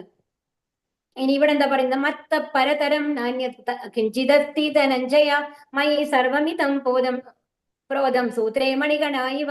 അപ്പൊ ഇവിടെ എന്താണ് പറയുന്നത്? ഭഗവാൻ പറയുന്നത്, അപ്പൊ ഈ ഒരു നൂലില് നമ്മൾ മണികൾ കോർത്തിരിക്കുന്ന ഒരു മാല ഇവിടെ കാണാൻ സാധിക്കുന്നുണ്ടല്ലേ? നമ്മൾക്ക് ആ മാലയുടെ മുത്തുകൾ മാത്രമാണ് അല്ലെ, നല്ല ഭംഗിയുള്ള മുത്തുകൾ മാത്രമാണ് നമ്മളെ കൊണ്ട് കാണാൻ സാധിക്കുന്നത്. അതിനുള്ളിലെ നൂല് ഇൻവിസിബിൾ ആണ്. പക്ഷെ നമ്മൾക്ക് അറിയാൻ എന്തെന്ന്? ആ മുത്തുമണികൾ തനിയെ അങ്ങനെ നിൽക്കില്ല, അതിന്റെ ഉള്ളിൽ എന്തോ ഉണ്ട് അതിനെ ചേർത്ത് നിർത്തുന്നതാണ്. അതുപോലെ തന്നെയാണ് നമ്മുടെ ഈ പ്രപഞ്ച സൃഷ്ടി. ഇപ്പൊ പറഞ്ഞൂലേ, കാരണോദക സായി വിഷ്ണു വന്ന പ്രപഞ്ചത്തെ സൃഷ്ടിച്ചു എന്നൊക്കെ പറഞ്ഞു. അപ്പൊ ഈ സൃഷ്ടികൾ മുഴുവൻ, സൂര്യനാവട്ടെ ചന്ദ്രനാവട്ടെ, അത് അതിന്റെ സ്ഥാനങ്ങളിൽ നിൽക്കുന്നത് എങ്ങനെയാണ്? ഭഗവാനാണ് പിടിച്ചു നിർത്തിയിട്ടുള്ളത്. നമ്മൾക്കറിയാം, നമ്മൾ സയൻസിൽ പഠിച്ചിട്ടുണ്ട് അല്ലെ, എന്താണ് ഭൂമി വന്നു കഴിഞ്ഞിട്ട് എന്താണ് ഒരു ഓർബിറ്റിൽ കൂടി ആണ് മൂവ് ആയിക്കൊണ്ടിരിക്കുന്നത്.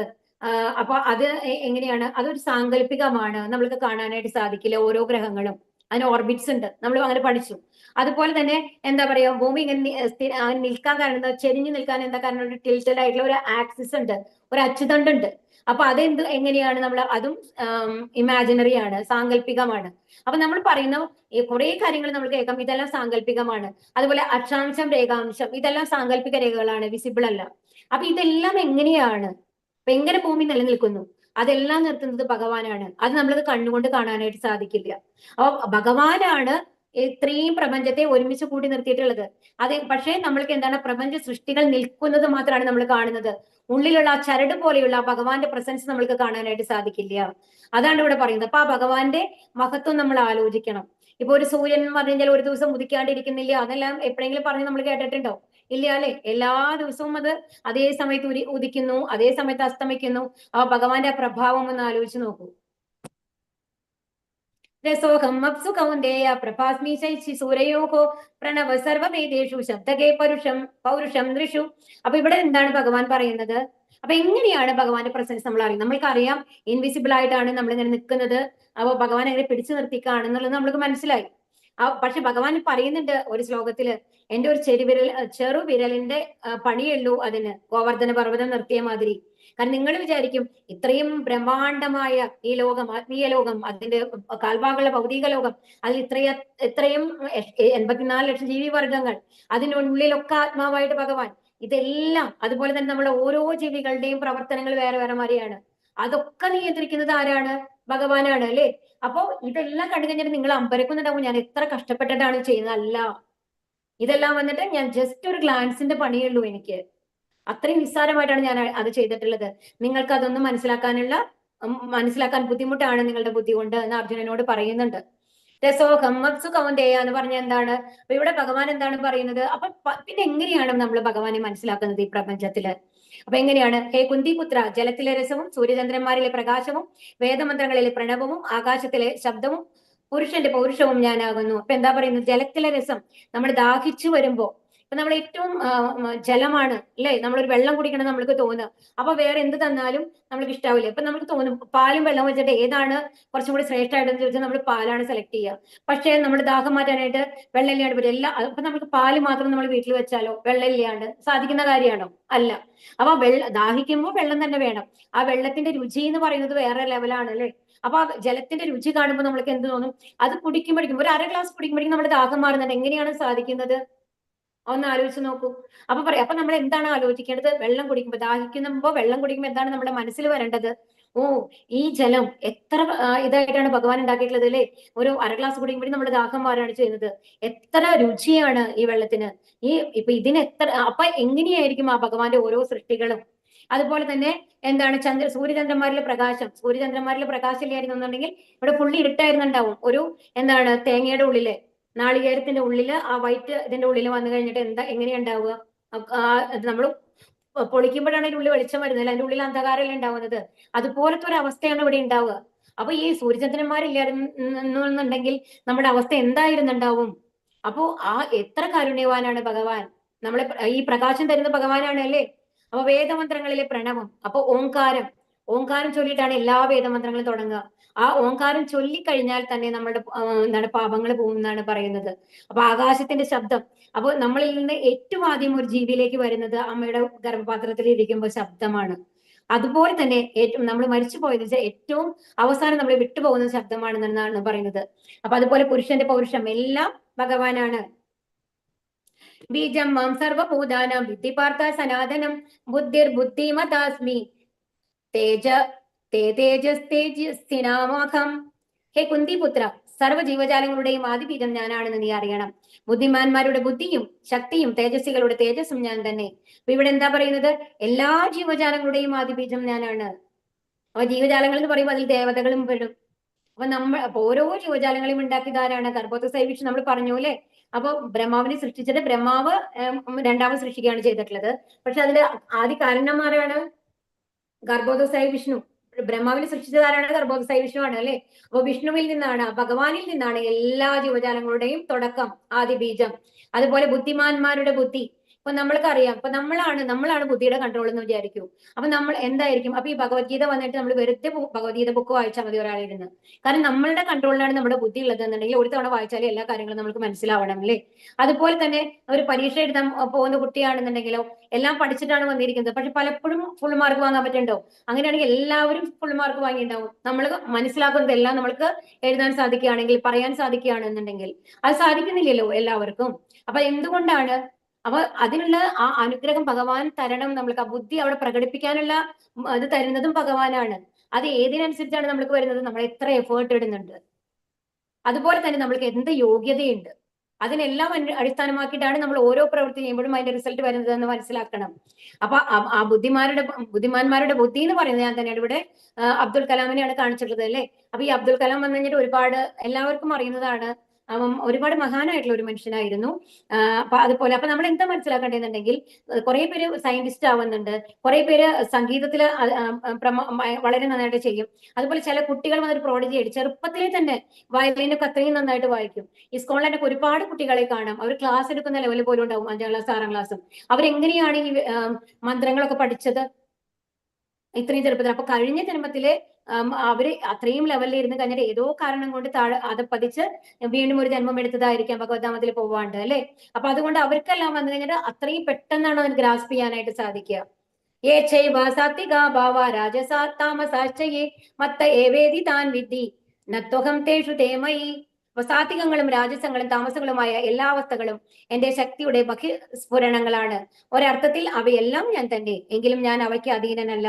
ഞാൻ ഭൗതിക ഗുണങ്ങൾക്ക് അധീനനല്ല, മറിച്ച് അവയെല്ലാം എന്നിൽ നിലകൊള്ളുന്നു. ഇവിടെ എന്താ മനസ്സിലാക്കണമെന്ന് വെച്ചാൽ എല്ലാ ഗുണങ്ങളും ഇപ്പൊ നമ്മള് എന്താ പറയാ അധമ ശക്തി ഉത്കൃഷ്ട ശക്തി എന്ന് പറഞ്ഞു. അതുപോലെ തന്നെ ഭഗവാന്റെ വേറൊരു ശക്തികളുടെ എന്താണ് വിവേചന ആയിട്ട് എന്താണ് തിരിച്ചിട്ടുള്ളതാണ് ബഹിരംഗ ശക്തി, അന്തരംഗ ശക്തി, തടസ്ഥ ശക്തി എന്ന് പറയും. നമ്മളൊക്കെ തടസ്ഥ ശക്തിയിലാണ് കേട്ടോ ഉള്ളത്. അപ്പോ അതിലെ ബഹിരംഗ ശക്തി എന്ന് പറയുന്നതാണ് ഈ മായ എന്ന് പറയുന്നത്. അതിലാണ് ഈ 3 പ്രകൃതി ഗുണങ്ങൾ വരിക. അപ്പൊ അതിന്റെ അധീനത്തിലാണ് നമ്മൾ എല്ലാവരും ഉള്ളത്. സത്വഗുണം, രജോ ഗുണം, തമോ ഗുണം. അതിന്റെ പ്രൊപ്പോർഷൻ നമ്മുടെ കർമ്മങ്ങൾക്ക് അനുസരിച്ചിട്ട് വരും. അപ്പൊ ഈ സാത്വികങ്ങളും രാജങ്ങളായിട്ടുള്ള താമസങ്ങൾ എല്ലാ അവസ്ഥകളും ഭഗവാനിൽ നിന്ന് വന്നിട്ടുള്ളതാണ്, ആ ശക്തികളെല്ലാം. അപ്പൊ അതുകൊണ്ട് ഭഗവാന്റെ അധീനത്തിലാണ്. പക്ഷെ നമ്മളോ ഈ പ്രകൃതി ഗുണങ്ങളുടെ അധീനത്തിലാണ് നമ്മൾ ഉള്ളത്. അപ്പൊ നമ്മളെ 3 കയറുകൾ കൊണ്ട് കെട്ടി വരിഞ്ഞതുപോലെ ഈ 3 ഗുണങ്ങൾ വരിഞ്ഞിരിക്കുകയാണ്. അപ്പൊ അവര് പറയുന്നതിനനുസരിച്ചിട്ടാണ് നമ്മൾ പ്രവർത്തിക്കുന്നത്, നമ്മുടെ പ്രവൃത്തികൾ ഓരോന്നും വരുന്നത്. അപ്പൊ ഭഗവാന്റെ അടുത്തേക്ക് ഈ മായയ്ക്ക് വരാൻ പറ്റില്ല. കാരണം ഭഗവാന്റെ സൃഷ്ടിയാണ് മായ എന്ന് പറയുന്നത്. അപ്പൊ നമ്മൾ എന്താ മനസ്സിലാക്കേണ്ടത് എന്നുണ്ടെങ്കിൽ ഭഗവാന്റെ ഒരു ഭക്തനാണ് എന്നുണ്ടെങ്കിൽ എന്താണ് ഈ ഭൗതിക ഗുണങ്ങൾ നമ്മളെ ബാധിക്കില്ല. കാരണം ഭഗവാന്റെ കൺട്രോൾ ഉണ്ടാവും അതിന്റെ മേലെ. നമ്മൾക്കാണ് കൺട്രോൾ ഇല്ലാത്തത്, ഭഗവാന് കൺട്രോൾ ഉണ്ട് അല്ലെ? അപ്പൊ എന്താണ് ഇവിടെ പറയുന്നത്? ഭഗവാൻ ഈ ഗുണങ്ങളെല്ലാം എന്നിലുള്ളതാണ്, അവര് എന്റെ താഴെയാണല്ലോ, എന്റെ അധീനത്തിലാണുള്ളത്.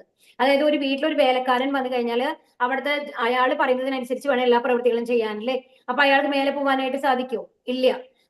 അപ്പൊ പുറത്ത് നിന്നാൽ മതി, ഇന്നുള്ളിൽ വരണ്ടെന്ന് പറഞ്ഞാൽ പുറത്ത് നിൽക്കുക തന്നെ വേണം, വേറെ വഴിയില്ല അല്ലെ? അതുപോലെ തന്നെയാണ് മായ, ഭഗവാന്റെ സർവന്റ് ആണ്. അപ്പൊ ഭഗവാൻ എന്ത് പറയണോ അതിനനുസരിച്ചാണ് മായയുടെ പ്രവൃത്തികൾ ഉണ്ടാവുക. അപ്പൊ ഭഗവാൻ ഉള്ളിലുള്ള ഒരാള്, ഭഗവാന്റെ ഭക്തനായുള്ള ഒരാളുടെ അടുത്തേക്ക് ഒരിക്കലും മായയ്ക്ക് വരാനായിട്ട് സാധിക്കില്ല.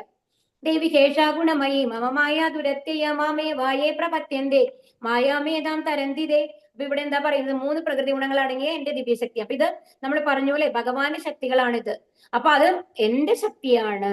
അപ്പൊ അതിനെ അതിജീവിക്കാൻ എളുപ്പമല്ല. കാരണം ഭഗവാന്റെ ഏത് ശക്തിയും അതിജീവിക്കാൻ നമ്മൾക്ക് പറ്റില്ല അല്ലെ? അപ്പോ എന്താ പറയുന്നത്? അതിന് എന്ത് വേണം? അപ്പൊ അത് അതിജീവിക്കണമെങ്കിൽ ഭഗവാന്റെ അനുഗ്രഹം വേണം. ഭഗവാൻ കെട്ടറുക്കണം. കാരണം നമ്മൾ കെട്ടപ്പെട്ടിരിക്കുന്നവരാണ്, കെട്ടില്ലാത്തത് ഭഗവാനാണ്. ആ ഭഗവാൻ വേണം അത് മുറിക്കണമെങ്കിൽ. അപ്പൊ ഭഗവാന് മുറിക്കണം എന്നുണ്ടെങ്കിൽ ഭഗവാന് തോന്നണം ഇത് മുറിച്ചു കൊടുക്കണം തോന്നണം അല്ലെ? അപ്പൊ ആ മുറിച്ചു കൊടുക്കാൻ തോന്നുന്ന വിധത്തിൽ നമ്മളുടെ പ്രവർത്തികൾ ഉണ്ടാവണം. അതാണ് നമ്മുടെ ഭക്തിയുത സേവനങ്ങൾ. അതുകൊണ്ടാണ് പറയുന്നത് നമ്മൾ നാമം ചൊല്ലി ഭഗവാന്റെ അടുത്തേക്ക് പോകണം, ഭഗവാനെ പ്രാർത്ഥിക്കണം, ഭഗവാന്റെ നാമങ്ങൾ എന്താ പറയാ കീർത്തനങ്ങൾ ചൊല്ലണം, ഭക്തിയുത സേവനങ്ങൾ ചെയ്യണം. അപ്പൊ ഭഗവാന് വേണ്ടി സമർപ്പിക്കുന്ന ആൾക്കാർ എന്ത് ചെയ്യും? ആ കെട്ട് അറുത്ത് കൊടുക്കും. പിന്നെ മായയ്ക്ക് വന്നു കഴിഞ്ഞിട്ട് നമ്മുടെ അടുത്തേക്ക് വരാൻ പറ്റില്ല. കാരണം ഭഗവാനാണ് നമ്മുടെ കൂടെയുള്ളത്. അപ്പൊ എന്താണ് പറഞ്ഞത് ഇതിന് മുമ്പത്തെ അധ്യായത്തില്? ഭക്തന്മാരുടെ ഹൃദയത്തിലാണ് ഞാൻ വസിക്കുന്നത്. അപ്പൊ ഭക്തന്മാർ നമ്മുടെ ഹൃദയത്തിലേക്ക് ഭഗവാൻ വന്നു കഴിഞ്ഞാൽ പിന്നെ മായയ്ക്ക് എങ്ങനെയാ വരാൻ പറ്റുക? ഒരു സൂര്യൻ പ്രകാശിക്കുന്നിടത്ത് അവിടെ ഇരുട്ടുണ്ടാവാൻ പറ്റില്ല അല്ലെ? അതുപോലെ തന്നെയാണ് വെളിച്ചം വരുമ്പോ ഇരുട്ട് എങ്ങനെ പോകുന്നുവോ, ഇരുട്ടിന് നിലനിൽപ്പില്ലയോ, അതുപോലെ തന്നെയാണ് ഭഗവാൻ എല്ലായിടത്തും മായയ്ക്ക് നിലനിൽപ്പില്ല. നമാം ദുഷ്കൃതിനോ മൂഢ പ്രപത്യന്തേ നരാധമമായ അപഹൃതജ്ഞാന ആസുരം ഭാവമാശ്രിതാക. ദുഷ്കൃതരായ മൂഢന്മാരും മനുഷ്യ അധമന്മാരും മായാൽ അപഹരിക്കപ്പെട്ട ജ്ഞാനത്തോടു കൂടിയവരും നിരീശ്വരൂപമായ അവർ എന്നെ പ്രാപിക്കുന്നില്ല. ഇവിടെ എന്താ പറയുന്നത്? മൂഢന്മാര് ഭാരം ചുമക്കുന്ന. അപ്പൊ ഈ മൂഢന്മാര് ഭഗവാനെ സമീപിക്കാൻ പറ്റില്ല എന്നാണ് പറയുന്നത്. എന്താ കാരണം? മൂഢന്മാരെ എങ്ങനെയാണ് ഇവിടെ ഉദാഹരണം പറഞ്ഞിട്ടുള്ളതെന്നുണ്ടെങ്കിൽ കഴുതകളെ പോലെയാണ്. അപ്പൊ ഈ കഴുതകൾ എങ്ങനെയാണെന്നുണ്ടെങ്കിൽ അവിടെ കഴുതയുടെ ഉടമസ്ഥ എന്താ ചെയ്യാന്നുണ്ടെങ്കിൽ ഒരു ചെറിയൊരു വടി വെച്ചിട്ട് കുറച്ച് പുല്ല് മുമ്പിൽ ഇങ്ങനെ തൂക്കും. അപ്പൊ ഈ കഴുതയുടെ വിചാരം എന്താണെങ്കിൽ ഒരു സ്റ്റെപ്പ് വെച്ച് കഴിഞ്ഞാൽ ഈ പുല്ല് കിട്ടുന്നതാണ്. എന്നിട്ട് എന്ത് ചെയ്യുന്നുണ്ടെങ്കിൽ നിറയെ ഭാരം മേലെ വെച്ച് കൊടുക്കും. അപ്പൊ ഈ കഴുത നടക്കുമ്പോ എന്താ വിചാരിക്കുന്നത്? അടുത്ത സ്റ്റെപ്പിൽ എനിക്ക് പുല്ല് കിട്ടും, അടുത്ത സ്റ്റെപ്പിൽ എനിക്ക് പുല്ല് കിട്ടും. അങ്ങനെ വിചാരിച്ച് അവസാനം വൈകുന്നേരം വരെ ഭാരം ചുമപ്പിച്ചിട്ട് ആ പുല്ലിനെ ആ കഴുതയ്ക്ക് കൊടുക്കും. അപ്പോഴും പിറ്റേ ദിവസം കഴുത എന്താ വിചാരിക്കുന്നത്? ഞാനിങ്ങനെ നടന്ന് ഒരു സ്റ്റെപ്പിൽ എത്തിയപ്പോഴാണ് എനിക്ക് പുല്ല് കിട്ടിയെന്നുള്ളതാണ് കഴുതയുടെ വിചാരം. അതുപോലെയാണ് ഭൗതിക ആഗ്രഹങ്ങൾ. ഓരോ ആഗ്രഹങ്ങൾ സാധിക്കാനായിട്ട് നമ്മൾ വീണ്ടും പ്രയത്നിക്കും. അതിൽ മാത്രമായിട്ടാണ് നമ്മുടെ ജീവിതം. പക്ഷെ ഈ കഴുത എന്താണ് മനസ്സിലാക്കേണ്ടത്? ഈ പിടി വിട്ട് പോയി കഴിഞ്ഞാൽ, ആ യജമാന്റെ അടുത്തുനിന്ന് പോയി കഴിഞ്ഞാൽ ഇഷ്ടംപോലെ പുല്ലുണ്ട് ഈ പ്രകൃതിയിൽ. അതിന് വിശപ്പെടുക്കാൻ വളരെ കുറച്ച് പുല്ലേ വേണ്ടൂ. അത് എവിടെ നിന്ന് വേണമെങ്കിൽ കിട്ടും. ആ ബോധം അതിന് വരില്ല. അതുപോലെ തന്നെയാണ് നമ്മൾ വിചാരിക്കുന്നത്, ഇത് എന്റേതാണ്, എനിക്ക് സ്വന്തമാക്കണം എന്നുള്ള ആഗ്രഹത്തോടു കൂടി ജീവിക്കുകയാണ്. അപ്പൊ ഭഗവാനെ അവര് മറന്നു പോവുകയാണ് ചെയ്യുന്നത് ഭൗതിക താല്പര്യങ്ങളില്. അങ്ങനത്തെ ആൾക്കാരെയാണ് എന്തെന്ന് പറയും മൂഢന്മാർ എന്ന് പറയുന്നത്. ഇനി നരാധമന്മാരെന്ന് പറഞ്ഞാൽ നരൻ എന്നാൽ മനുഷ്യൻ, അധമൻ ഏറെ താണവനും. ഭഗവത്ഗീതാ ശ്രവണം കൊണ്ട്. അപ്പൊ നരാധമൻ എന്ന് പറഞ്ഞു കഴിഞ്ഞാല് മറ്റുള്ളവരെ ദ്രോഹിക്കാനായിട്ട് ഒരു മടിയില്ലാത്തത്. അതിന് ഉദാഹരണമായിട്ട് നമ്മൾക്ക് സമയമുണ്ടോ നോക്കട്ടെ കേട്ടോ, നമുക്ക് വേഗം പറയണം. ഇത് മൃഗാരി എന്ന് പറയുന്നത് ഒരു അസുര സ്വഭാവമുള്ള ഒരാളായിരുന്നു. അപ്പൊ അയാൾ ജീവിതം എങ്ങനെയാണ് ഭക്ഷണം ഉണ്ടാക്കിയതെന്നുണ്ടെങ്കിൽ കാട്ടിന്റെ ഉള്ളിലാണ്. അപ്പൊ എല്ലാ മൃഗങ്ങളെയും പകുതി കൊന്നിടും. എന്നിട്ട് ആവശ്യമുള്ള മൃഗത്തിനെ വീട്ടിൽ കൊണ്ടുപോയിട്ട് അയാളും അയാളുടെ ഭാര്യയും മക്കളും കൂടി കഴിക്കും, അച്ഛനും അമ്മയൊക്കെ. ഇതാണ് സ്ഥിരം. അപ്പൊ ഒരു നാരദര് വരും ആ വഴി കൂടെ. അപ്പൊ നാരദര് ചോദിക്കും, എന്താ മൃഗാരി ചെയ്യുന്നത്? പറയും, ഇങ്ങനെ എത്ര പാപാണ് നീ ചെയ്യുന്നതെന്ന് അറിയോ? അതിന് കൊല്ലാണെങ്കിൽ കൂടി ഇത്ര പാപമില്ല, ഇത് പകുതി കൊന്നിട്ടില്ല ചെയ്യുക. അപ്പൊ എന്റെ പൂർവികരും അങ്ങനെയാണ് ചെയ്യാറുള്ളത്, ഞങ്ങൾ ഭക്ഷണത്തിന് വേണ്ടി ഇങ്ങനെയൊക്കെയാണ് ചെയ്യണേ എന്ന് പറയും. അപ്പൊ പറയുന്ന ഒരു കാര്യം ചെയ്യൂ, ഇത് അത്രയും പാപാണ്, ആ മൃഗങ്ങളുടെ അവസ്ഥയാണ് നിനക്ക് അടുത്ത ജന്മത്തിൽ വരാൻ പോകുന്നത്. അത് കാരണം കൊണ്ട് നിന്റെ വീട്ടുകാരോട് പോയി ചോദിക്കൂ, അവരെന്തായാലും നീ കൊണ്ടുപോയി ഭക്ഷണം കഴിക്കുന്നുണ്ടല്ലോ, അപ്പൊ അവരോട് ചോദിക്കൂ നിന്റെ പാപത്തിന്റെ പങ്ക് അവരെടുക്കുമെന്ന്. അപ്പൊ മൃഗാരി വീട്ടിൽ പോയിട്ട് ചോദിക്കും. അവരോട് ചോദിക്കുമ്പോൾ അവർ ഓരോരുത്തരും പറയും, ഞങ്ങൾക്ക് ഭക്ഷണം ഉണ്ടാക്കി കൊണ്ടുവരേണ്ടത് നിങ്ങളുടെ ചുമതലയാണ്, അതാണ് നിങ്ങൾ ചെയ്യുന്നത്, ഞങ്ങൾ എന്തിനാ പാപം ഏറ്റെടുക്കുന്നത്? എല്ലാവരും ഒഴിയും. അപ്പോഴാണ് മൃഗാരിക്ക് അബദ്ധം മനസ്സിലാവും, ഓ ഇത് അത്ര നിസ്സാരമായിട്ടുള്ള കാര്യമല്ല എന്ന്. അപ്പൊ നാരദര് പറഞ്ഞു കഴിഞ്ഞാലോ, നാരദരെ അവർക്കറിയാം എന്താ അത്രയും വരിഷ്ഠനായിട്ടുള്ള ആളാണ്, പറഞ്ഞതായിരിക്കും എന്ന്. അപ്പൊ നാരദരോട് ചോദിക്കും, ഇപ്പൊ ഞാൻ എന്താ ഒരു പോംവഴി ചോദിക്കും. അപ്പൊ പറയും, ഒരു കാര്യം ചെയ്യൂ, നിനക്ക് ഭക്ഷണത്തിന് നിന്റെ വീട്ടിന് നിനക്കും നിന്റെ വീട്ടുകാർക്കും ഭക്ഷണം വേണ്ടത്രയല്ലേ വേണ്ടു, നീ ഒന്നും ചെയ്യേണ്ട, മരത്തിന്റെ താഴെ ഇരുന്നിട്ട് നാമം ജപിക്കും എന്ന് പറഞ്ഞു കൊടുക്കുകയാണ്, ഇന്ന മരം ജപിക്കാൻ പറഞ്ഞു കൊടുക്കും. അപ്പൊ പറയും, നിനക്കുള്ള ഭക്ഷണം തന്നെ എത്തിക്കോളും. അത് കഴിഞ്ഞ് നാരദര് പോകും. എന്നിട്ട് പിറ്റേ ദിവസം അതനുസരിച്ച് മൃഗാരി അതേമാതിരി ഇരുന്ന് ജപിക്കാൻ തുടങ്ങും. അപ്പൊ അവിടുത്തെ ആൾക്കാരൊക്കെ വിചാരിക്കും, അയ്യോ മൃഗാരിക്ക് എത്ര മാറ്റമാണ് വന്നിട്ടുള്ളത് നോക്കൂ, നാമം ജപിക്കാൻ നമ്മളെ കൊണ്ട് പോലും ഇതേമാതിരി നാമം ജപിക്കാൻ പറ്റില്ല. അപ്പൊ എന്തെങ്കിലും ഒന്ന് കൊണ്ടുവന്ന് കൊടുക്കാം എന്ന് പറഞ്ഞിട്ട് ഓരോരുത്തരായിട്ട് ഭക്ഷണം കൊണ്ടുവന്ന് കൊടുക്കുകയാണ് അവിടുത്തെ ഓരോരുത്തരും. അങ്ങനെ മൃഗാരിക്ക് ഒരു 10-15 വീട്ടിൽ കഴിക്കാവുന്ന ആൾക്കാരുടെ അത്രയ്ക്കുള്ള ഭക്ഷണമാണ് അവരുടെ വീട്ടുകാർക്ക് വേണ്ടി വരുന്നത്. അപ്പൊ ഭഗവാന്റെ ആ ഒരു ഇതാണ് പറയുന്നത്, ഒരു ഭക്തന്റെ സമ്പർക്കം വരുമ്പോ ഒരാളുടെ ജീവിതത്തിൽ ഉണ്ടാവുന്ന മാറ്റങ്ങളാണ് നമ്മൾക്ക് ഇത് മനസ്സിലാക്കേണ്ടത്. അപ്പൊ ഇതാണ് നരന്മാരുടെ അവസ്ഥ എന്ന് പറയുന്നത്. അത് കഴിഞ്ഞ് അംഗീര മഹർഷിയും നാരദനും കൂടി പിന്നെ ഒരു തവണ വരുമ്പോ ഓടി വരികയാണ് സന്തോഷം കൊണ്ട്. മൃഗാരി പറയും, എനിക്കല്ല, ഒരുപാട് പേർക്കുള്ള ഭക്ഷണം കിട്ടുന്നുണ്ട് എനിക്ക്, അപ്പൊ ഞാൻ അത് എല്ലാവർക്കും പങ്കുവെച്ച് കൊടുക്കുകയാണ് എന്ന് പറയും. ഓക്കെ, അപ്പൊ സന്തോഷമായി എന്ന് പറയും. അപ്പൊ ഇങ്ങനെ ഇവർ ഓടി വരുന്ന സമയത്ത് താഴെ ഒരു ഉറുമ്പിനെ കാണുമ്പോൾ മൃഗാരി എന്താ ചെയ്യുന്നത്? അതിന് മേലെ ഒരു തുണിയിടുകയാണ്, അതിന്റെ മേൽ ചവിട്ടാതിരിക്കാൻ വേണ്ടി. അപ്പൊ ഒന്ന് ആലോചിച്ച് നോക്കൂ, എത്ര എങ്ങനെ പകുതി ജീവനോടെ ഇത്രയും മൃഗങ്ങളെ വിട്ടിരുന്ന ഒരാൾ ഉറുമ്പിനെ കൊല്ലാണ്ടിരിക്കാൻ നോക്കണ ലെവലിലേക്ക് മാറുകയാണ് ചെയ്യുന്നത്. ആരുടെ അനുഗ്രഹം ഉണ്ടെങ്കിൽ? ഭക്തന്റെ അനുഗ്രഹം ഉണ്ടെങ്കിൽ. അപ്പൊ ഭഗവത്ഗീത ശ്രവണം കൊണ്ട് അത് സാധിക്കും എന്നാണ് പറയുന്നത്. അപ്പൊ ഇവിടെ നരാധമന്മാരെമാരത്തെ ആൾക്കാര് ഭഗവത്ഗീത വായിച്ചത് കൊണ്ടാണ് അനുഗ്രഹം കിട്ടിയതല്ലേ, സാധാരണഗതിയിൽ അവർ ഭഗവാന്റെ അടുത്ത് എത്തില്ല. ഇനി ദുഷ്കൃതികൾ, ഈ മായയാൽ അപഹരിക്കപ്പെട്ടു. അപ്പൊ മായയുടെ ഭൗതിക ശക്തി എന്ന് പറയുന്നത് ഇവരെല്ലാവരും അത്രയും വിവരമുള്ള ആൾക്കാരായിരിക്കും, സയന്റിസ്റ്റ് ആയിരിക്കും.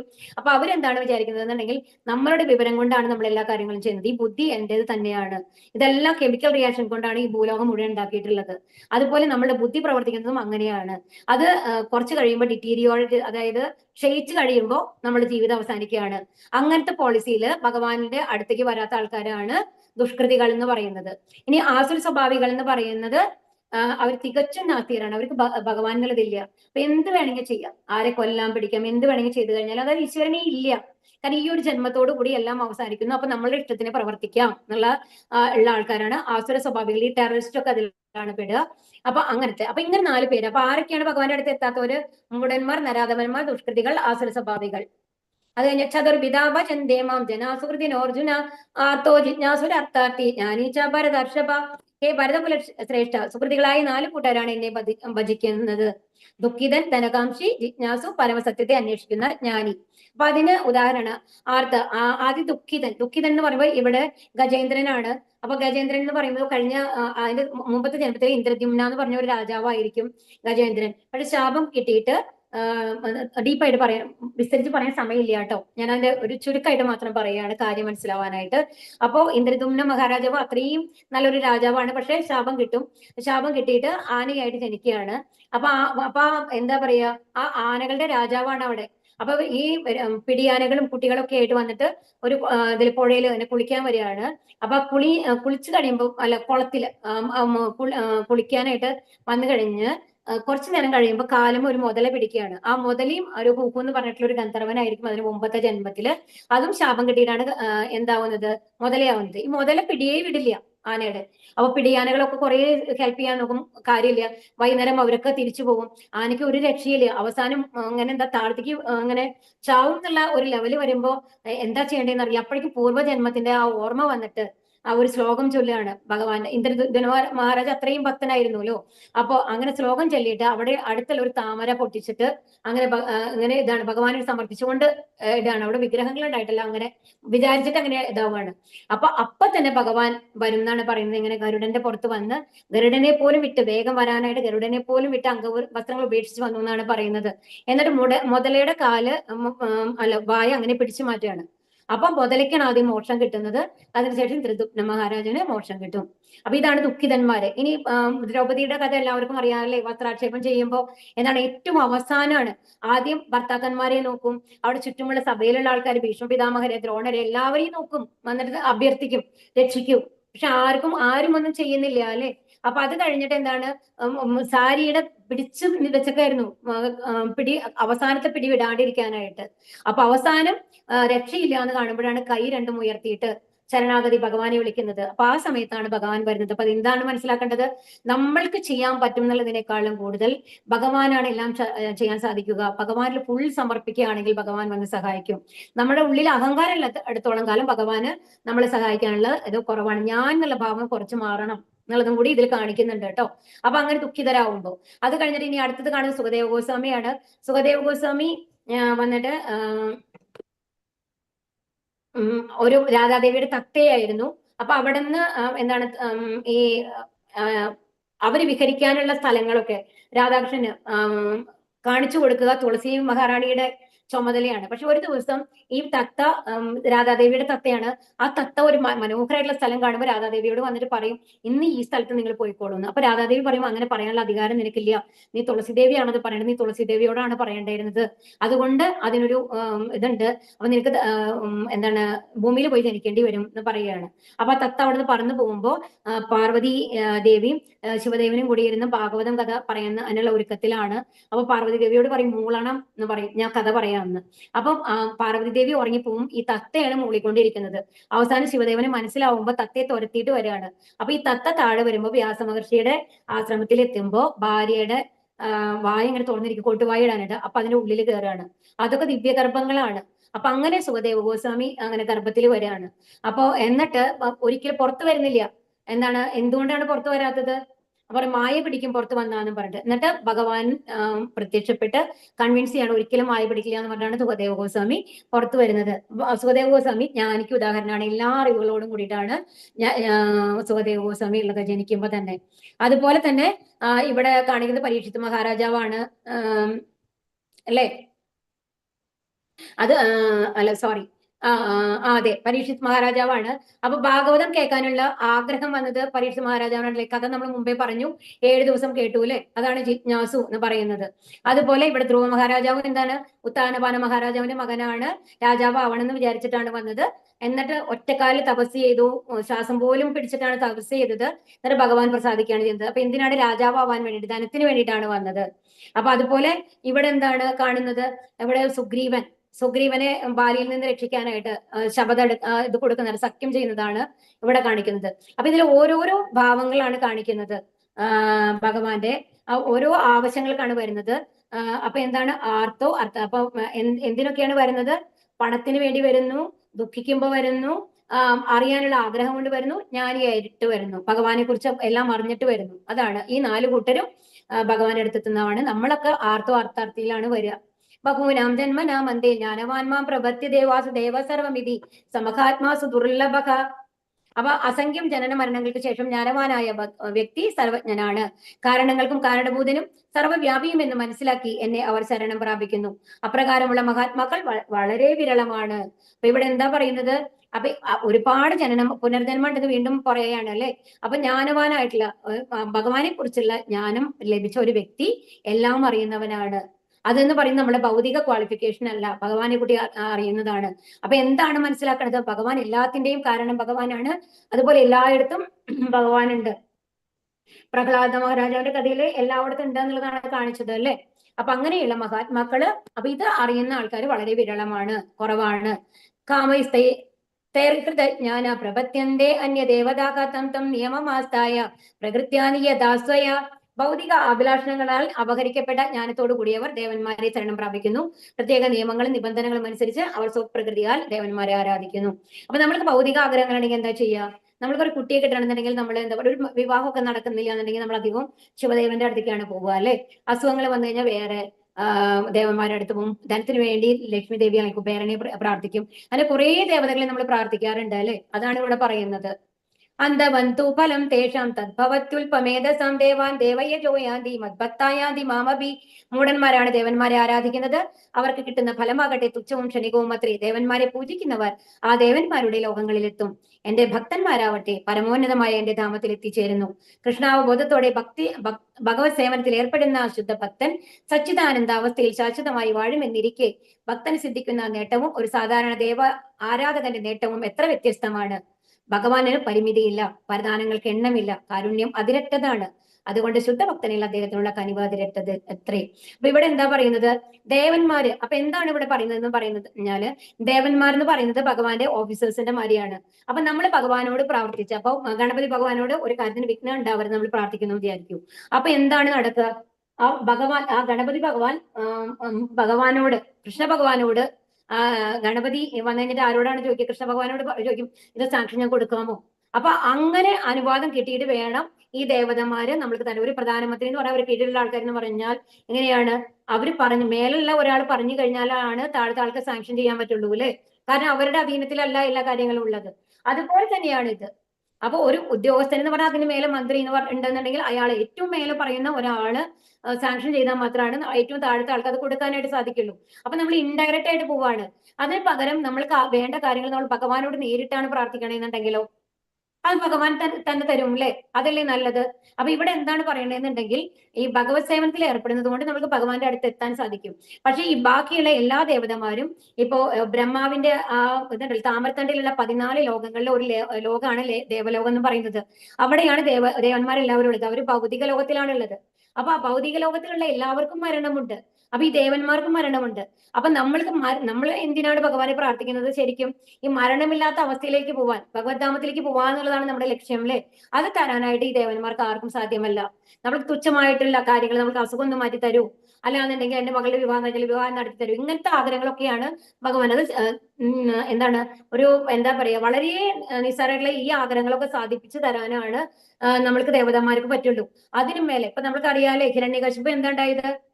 പറയും ഹിരണ്യകശിപു കൃഷ്ണ ഭഗവാനെയാണ് പ്രാർത്ഥിച്ചെന്നുണ്ടെങ്കിൽ അമൃതം കിട്ടിയിട്ടുണ്ടാവാം അല്ലെ. പക്ഷെ ബ്രഹ്മദേവൻ എന്താ പറഞ്ഞത്? എനിക്ക് മരണമുണ്ട്, എനിക്ക് അത് തരാൻ പറ്റില്ല എന്ന്. അപ്പൊ അതേ അവസ്ഥയാണ്. അപ്പൊ നമ്മൾ എന്തിനാണ് ഇത്രയും വലുതായിട്ടുള്ള ഭഗവാൻ നമ്മളെ കാത്തിരിക്കുകയാണ് ധാമത്തിലേക്ക് എന്നുള്ളപ്പോ അതിനേക്കാൾ കുറവായിട്ടുള്ള ഒരു കാര്യത്തിന് വേണ്ടിയിട്ട് നമ്മൾ എന്തിനാണ് കോംപ്രമൈസ് ചെയ്യുന്നത്? നാഗം പ്രകാശ സർവസ്യ യോഗമായ സമാവൃത മൂഢോ യംനാഭി ജ്ഞാനാദി ലോകോ മാമജം അവ്യയം. അപ്പൊ ബുദ്ധിയില്ലാത്തവർ മൂഢന്മാർക്കും ഞാൻ ഒരിക്കലും, അതാണ് ഭഗവാൻ പറയുന്നത്. അപ്പൊ ബുദ്ധിയില്ലാത്തവർക്ക് വേണ്ടിയിട്ട് ഞാൻ പ്രത്യക്ഷപ്പെടില്ല അവരെ മുമ്പില്. എന്നെ ഭക്തിപൂർവം പ്രാർത്ഥിക്കുന്ന ആൾക്കാർക്ക് മാത്രമാണ് ഞാൻ പ്രത്യക്ഷം ആവുള്ളൂ. അപ്പൊ നമ്മൾക്ക് ഒരു കാര്യം നമ്മൾക്ക് മറ്റുള്ളവർക്ക് പറയണം, നമ്മളെ അറിയിക്കണം എന്നുണ്ടെങ്കിൽ, നമ്മൾ പഴകണം എന്നുണ്ടെങ്കിൽ നമ്മൾക്ക് അതിനുള്ള യോഗ്യത ഉണ്ടാവണം അല്ലേ. അപ്പൊ യോഗ്യത ഉണ്ടെങ്കിൽ മാത്രം നമ്മളിപ്പോ ഒരു 100 രൂപ കൊടുക്കുന്നുണ്ടെങ്കിൽ ഒരാൾക്ക് കൊടുക്കുന്നുണ്ടെങ്കിൽ നമ്മൾ ആലോചിക്കും ആർക്കാണ് കൊടുക്കേണ്ടതെന്ന് ആലോചിക്കും അല്ലെ. അയാളത് എന്താണ് ചെയ്യുക, കള്ളു കുടിക്കൂ, അയാൾ എന്തിനാണ് ഉപയോഗിക്കുക എന്നുള്ളത്. അപ്പൊ അതുപോലെ നമ്മൾ എന്ത് വിചാരിക്കണം മനസ്സിൽ? നമ്മൾക്ക് അയോഗ്യതയുള്ള ആൾക്ക് മാത്രമാണ് ഭഗവാൻ എന്താണ് ഭഗവാനെ കാണിച്ചു തരുള്ളൂ.